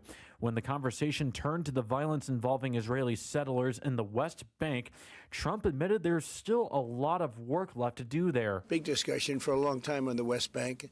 And I wouldn't say we agree on the West Bank 100%, but we will come to a conclusion on the West Bank. And the Israeli Knesset just approved a bill in November which lets people in Israel own property in the West Bank, and Israel's security cabinet recognized nearly 20 new settlements last week. Snow is falling in Indianapolis right now, as you heard, so be sure to turn your headlights on and drive safe while you're out there. Mike Ryan with the National Weather Service says today might not be the only day this week you'll see snow. There is increasing signs that we're going to see some light snow during the evening into the early overnight on New Year's Eve that could produce very light accumulation. Just something to be aware of for people that are out and about celebrating in the new year. And Ryan says temperatures in Indianapolis dropped about 40 degrees from Sunday's record warmth in the mid-60s. Every state in America is getting hundreds of millions of dollars from the Centers for Medicare and Medicaid Services. Jarrett Lewis tells you why. In an announcement made Monday, CMS says over the next 5 years, each state will be receiving an average of $200 million from the Rural Health Transformation Program. $50 billion was set aside for the program, established under the Working Families Tax Cuts legislation signed by President Trump. CMS Administrator Dr. Mehmet Oz says this will modernize health care in rural communities across the country. We want the money to be used to change the way we envision health care in rural America, not just to pay bills on programs getting created 60, 70 years ago that don't seem to be working. Indiana is getting just shy of $207 million in the first year. Jarrett Lewis, 93 WIBC Mobile News. Indiana Pacers in Houston tonight, getting ready to take on the Rockets. Tip-off at 8. And Avatar Fire and Ash is #1 at the box office with over $7 million worldwide. It's 5:32. Your traffic now with Matt Bear. All right, Jake, looking at southbound 6570 downtown. That is slow Washington to the south split at the northeast side. Lawrence crash clear. Northbound 465 at East 71st Street. Still stop and go past East 56th. I'm Matt Bear. Follow us for instant traffic updates at WIBC Traffic. Thank you, Matt. And here's the forecast from the American Standard Heating Weather Center. We are tracking a cold and breezy night tonight with the chance for some flurries to linger into the tonight as well, with lows in the mid-teens. Single-digit wind chills are also expected into and through Tuesday morning. Tuesday, warmer but still a bit cold with highs only in the upper 20s with breezy winds as well. We're also tracking the potential for some flurries. And then New Year's Eve on Wednesday, we're in the mid-30s, but additional snow showers are possible, so chilly into 2025 coming up. I'm Wish TV Star Trek 8 meteorologist Stephen Deanna for 93 WIBC. And I'm Jake McDaniel on the level, on the go, and on WIBC.com. Carry on my wayward son. There'll be peace when you are done. Lay your weary head to rest. Don't you cry no more. You're listening to the Hammer and Nigel Show. I could have jumped in way earlier, but that's what terrorists do. You don't interrupt wayward son, you just let it ride. It's the Hammer and Nigel Show. I'm Jason Hammer. Big Nige is out. Guy Relford, the gun guy, filling in. And let's go to the hotline, bring on friend of the show and part of the morning show on our sister sports station, 107.5 The Fan, Kevin Bowen. So KB, right out of the gate here, $1 million question. Carly Ursay, does she blow out either Ballard, Steichen, either one or both? What do we think? Well, I wish I had stronger conviction on that. I would say this. I don't know if I'm overwhelmingly holding my breath that she will do something. And a lot of it, honestly, stems back to the trade guys in season when they traded for Sardner and just the magnitude of what that trade meant for the organization. You basically said you believed in Daniel Jones as your franchise quarterback, and you said you believed in Chris Ballard and Shane Steichen. And so, 2 months later, do all of a sudden you go back on that? That's probably where I have a little bit of pause. But obviously there's ample evidence, certainly, to fire Ballard. You can make a case for Steichen as well, especially if you believe that you tie the GM and the head coach at the hip. It'd be, rather astonishing and I think rather unprecedented to see a GM with Ballard's resume get a 10th year. But I'm not holding my breath necessarily. There'll be ample changes. Yeah, it feels like there are two different things at play here, Kevin. There's the football perspective. There's the business perspective. And football-wise, you're right. Maybe Carly did sign off on that trade. I would imagine she had to have done that. And you don't have 2 first-round picks. You don't have a star quarterback. Who do you bring in that's better? But just from a business perspective, I think they may be at risk of losing the fan base if you run it back one more time. You see what I'm saying? Well, and I think business too, Hammer. I mean, Sunday will be the 11-year anniversary since their last home playoff game. 11 years ago, I did an exercise on our morning show the other day of going through all the sporting events Lucas Oil Stadium has held. Lucas Oil Stadium has had a swim meet in it since, the last time the Colts hosted a home playoff game. Like, you want to talk finances, you want to talk, dollars and cents. 25 NFL teams have hosted a home playoff game since the Colts last have. So I think that kind of adds to the financial element of it.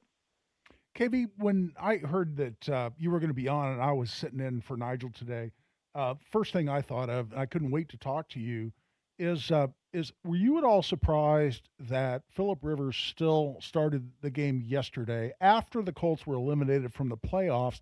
A lot of people were looking at that at the time to put a healthy Riley Leonard in the game, get him some reps, get him a little experience. And I'm not sure where AR's vision is and his health, but a lot of people were saying, hey, yeah, when we still had a potential shot, bringing in Rivers made some sense, but what was the reason for him to play against Jacksonville yesterday after the Colts were eliminated?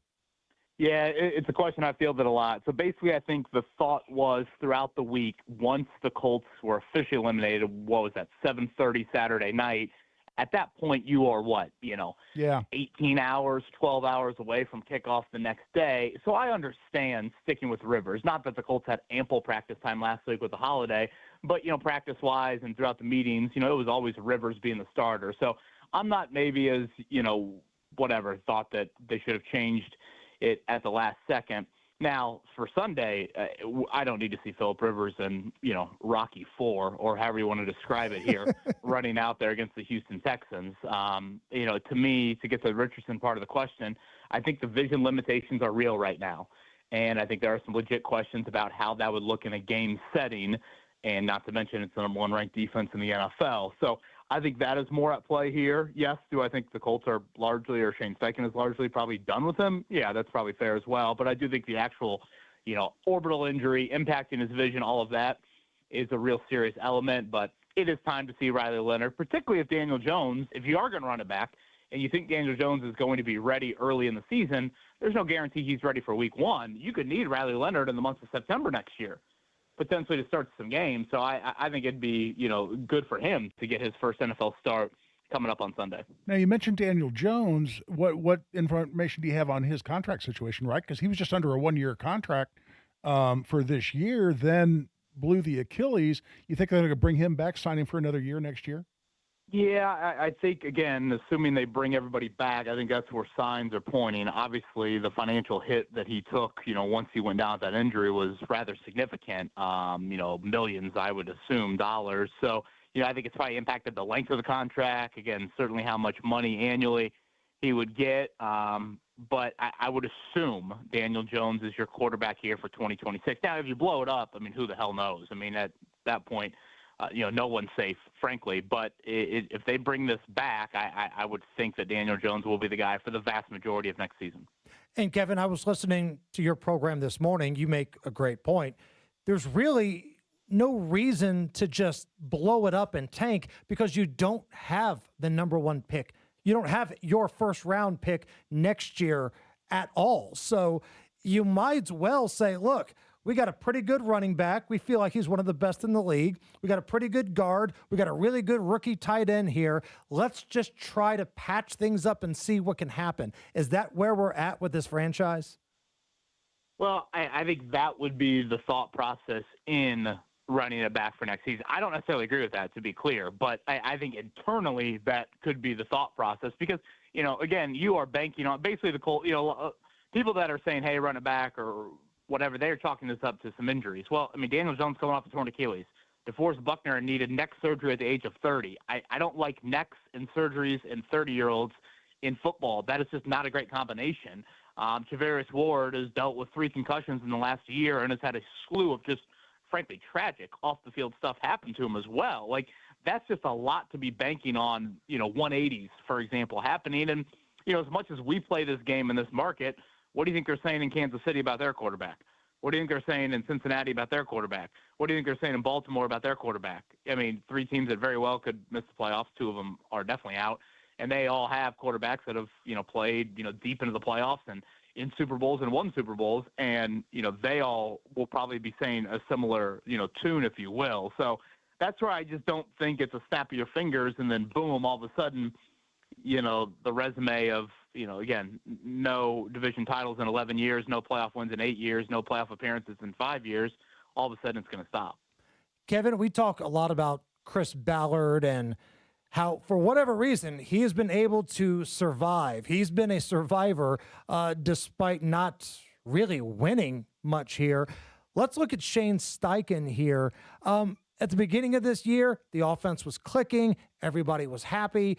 But it was such a major meltdown down the stretch. You had the overtime situation in Kansas City, some of the decision-making that Steichen makes. Is he on the hot seat along with Ballard? Yeah, oftentimes you tie the GM and the head coach together, but their resumes are vastly different in terms of years. It's a 9 for Ballard, 3 for Steichen. So I think that's what makes it difficult. If you're handing out individual grades to each, I think Ballard gets the worst grade than Steichen. Not that Steichen gets this, overwhelmingly great grade. I guess if you want to look at Shane's resume, it's 3 years. It's a 500 record at this point, exactly 25-25. Certainly the quarterback situation hasn't offered a whole lot of favor. Some of that is his own doing. Some of that is not. And if you look at specifically within the division, he's 2-9 against Houston and Jacksonville. And that's a really kind of sore eye for me when you look at Houston and Jacksonville. I don't look at them as necessarily the class of the NFL by any means. So, again, I am probably a little bit more in the again, tying them at the hip is probably the way to go. But if not, I think the Ballard resume is much uglier than the Steichen resume. But we don't have a lot of arranged marriages, if you will, in the NFL that work out. And the arranged marriage would be you bring in a new GM and say, hey, here's your head coach. Maybe you bring in the new GM and you say, hey, evaluate this guy. But it rarely works out. So that's where I do have some questions about exactly, again, how willing are they to really, really blow it up? And exactly what will a week from Monday look like? Do they just use the same letter that they used last year when they said run it back? One more thing here before you let you go. Guy, go ahead. I was just going to say, isn't it also a factor in terms of blowing it up? I think a team is less inclined to blow it up when you don't have a first-round draft pick for the next 2 years. Because when you blow it up, what are you replacing it with? In terms of personnel, for whoever you would bring in, both as coach and as general manager, I just think that gets tough when your prospects down the road are so limited by having lost those 2 picks. Yeah, it's a good point. It's certainly a less than advantageous situation. But at the end of the day, there's 32 of these. And yes, does it help to have the first-round picks? Certainly. I'm not going to deny that. But you know what? If you wanted to, you could take some of the pieces on this roster right now, some beloved Colts, frankly, that have been here for a while, and you could trade them and potentially add to a few more of those picks. To me, like all of a sudden sitting here and saying, well, you bring everybody back because it'd be the disservice to a new GM because you don't have first-round picks. I'm kind of like, well, that's a little bit of an odd way to do it. I mean, if I were Chris Ballard and that trade was presented to me 2 months back, I would say I'm doing this trade 100 times out of 100. If it's going to guarantee me job security because it hamstrings the guy after me, then of course I'm going to do this trade because it's going to get me 2 to 3 years, even if it doesn't work out. And right now, due to injury, the trade hasn't worked out. So again, I understand it's maybe a little bit of a disservice to the next person, but at the same time, I don't think that also means it's an endorsement on the current guy that he should, have one in the pro column, if you will, making the pros and the cons list. And Riley Leonard, hearing chatter, he might get the start Sunday. Is that what we're looking at? Boy, that is my assumption. But Hammer, when I spoke about that on the morning show today and then listened to Shane Steichen this afternoon in his press conference, I don't know. It seemed like the door is a little bit open to Phillip Rivers. I don't know if he was trying to do the, nice thing on the way out the door, but it definitely sounded like Shane was a little bit more open to that. And it almost sounded like it's a conversation that maybe Rivers needed to have, which I don't necessarily think that's the way to go. So I'm a little more torn. I assumed it was going to be Leonard, but I'm a little bit more torn after listening to Shane. Sounds like decision will come tomorrow, and we'll see exactly who it's going to be. Like I said earlier, I don't think we need to see the Phillip Rivers thing. Hell of a movie, inspirational, all of it, but there's a reason why the Rocky movies got worse. Man, if I'm a 44-year-old quarterback, do I want to see that pass rush from Houston? I mean, those guys are on it, man. I hate Houston with a passion, but those 2 defensive ends are fun to watch. No, that is, I would say, you know what? Being a parent to 10 kids sounds better than that, which sounds crazy to me. What's coming up on the big show tomorrow, KB? Yeah, so we'll continue to recap a lot of this, certainly more in the big picture. We'll actually get a little boots on the ground out in Pasadena with the Rose Bowl coming up on Thursday, so we'll do that at 8:30. Rick Carlisle should join us at some point in the 9 o'clock hour. They've got a late one tonight in Houston, so we'll chat with him coming up a little bit later in the show tomorrow. Check out the morning show. KB's a part of it at 107.5 The Fan. Kevin Bowen, we appreciate you. Happy New Year, boys. Thanks, Kevin. Same to you, and Moonshine Monday next. Food insecurity is an urgent problem, one that impacts real Hoosiers. You can help today. Gleaners needs donations. Your contribution goes further with Gleaners. For every $10 you give, Gleaners leverages their resources to turn your $10 into $90 worth of groceries for families who desperately need help right now. Your gift benefits local community members, and every dollar counts. Gleaners also needs volunteers now to help with warehouse distribution. Go to gleaners.org and donate or get involved today. The Attorney General's Office, reuniting Hoosiers with over $1 million in unclaimed property every week. Visit IndianaUnclaimed.gov or text Hammer and Nigel to 46220 today. Tune in Saturdays 9 to 1 for the Home and Garden Show for advice and fun. Brought to you by Michaelis. Water, storms, fire, and wet basements. Life happens. Michaelis happens to help you through it. You ready to build your custom dream home? Check out Joyner Homes based out of Greenfield. See one of their model homes in person anytime. It is a great way for you to experience the customization and quality of a Joyner Homes custom built home. Plus, you can meet with a new home specialist to learn about their building process. Available lots if you don't already have one. Find out about floor plans and where they build. Model homes are open 7 days a week from noon to 5 and walk-ins are welcome. Find out more at joynerhomes.com. You've worked hard to save for retirement. Is your financial advisor working just as hard? Find out with Greg Ayler, Sunday mornings at 7 on WIBC. Make this your year. Looking for a new career in the high-demand fields of IT and cybersecurity? Attend classes live, online, or on campus. Go to mycomputercareer.edu and take the free career evaluation today. Financial aid is available to those who qualify. It all comes down to this, folks. Yep, the entire season is on the line. But my throat has officially thrown in the towel. Sounds like you need Vicks VapoCool drops. They're max strength and vaporize sore throat pain. Whoa! These VapoCool drops hit fast! Speaking of fast, did you just see that play? Yeah, he vaporized that ball. That pun should have come with a penalty. Vaporize sore throat pain with Vicks VapoCool drops. Use as directed. Heat and cool places where ductwork won't fit using Mitsubishi electric ductless mini splits. You can even wrap them to match your decor. Find out more at absolutecomfort.org. Do you own a small business? You need to hear this. A seismic shift is coming. It's time to get super sure. Not kind of sure, not pretty sure, but super sure. Coming soon. Step into the spotlight with Dancing with the Stars. Catch the live show at Old National Center Wednesday, February 25th. Reserve your seats and tickets today at WIBC.com.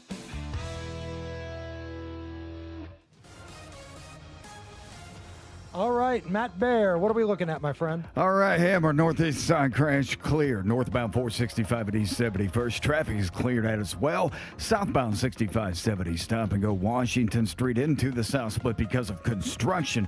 Northbound 65 slow from Raymond into the south split. That's also a construction zone. I'm Matt Bear. Follow us for instant traffic updates at WIBC Traffic. Right now, it's 23 at the American Standard Heating Weather Center. And can I get a little mood music? And it takes me back to a simpler place and time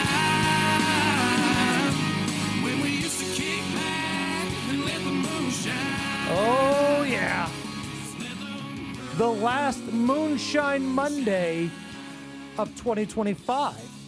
I'm Jason Hammer. The gun guy is here, Guy Relford. Now, here's what we have to do, Guy. We've each got a little something that I purchased at the store this morning. A little Old Smoky. What's the flavor you got? Blackberry. I'm excited about this. Blackberry Old Smoky. But in order to keep all the Karens happy that are in the hallways, we have to step away from the microphones and then do a cheers, okay? So I'm going to step back here. I'm going to have to scream real loud because we can't be anywhere near a microphone. Okay? Are you listening, Todd Meyer? Nobody's near a microphone. Guy Relford, cheers. Happy 2026. And to you, brother.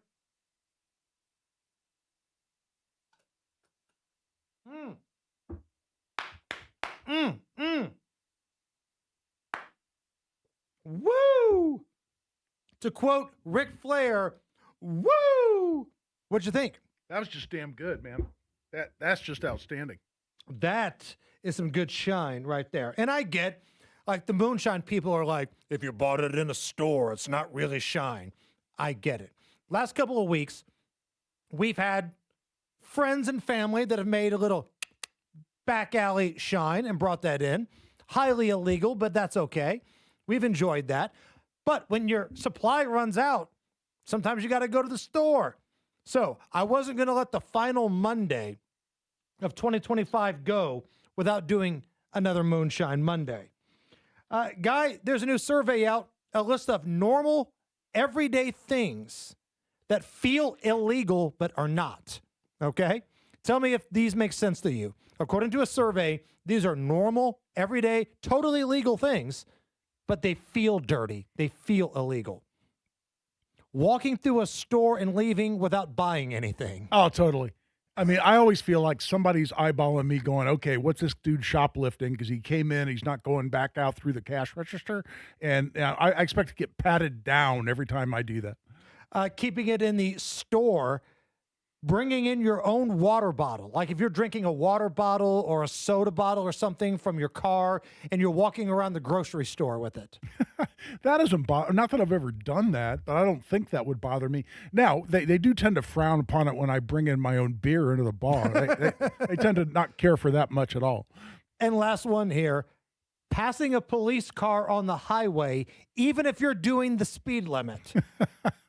Like, it's always a little nerve-wracking when you're trying to pass a slow-moving police car, but you're doing the speed limit. Now, I think you and I are both a couple guys who have gotten tickets before. Oh, yeah. So maybe we're not the best people to be talking about this. Hey, my man, Guy Relford, thank you so much. Hope you had a good time today. It was a blast. I had a great time. I always look forward to this. One more hour to go. The Hammer and Nigel Show. We're coming right back. 93 WIBC. To travel around the entire world on Christmas Eve? It's nice to know Hewler's got you covered for 100,000 miles. So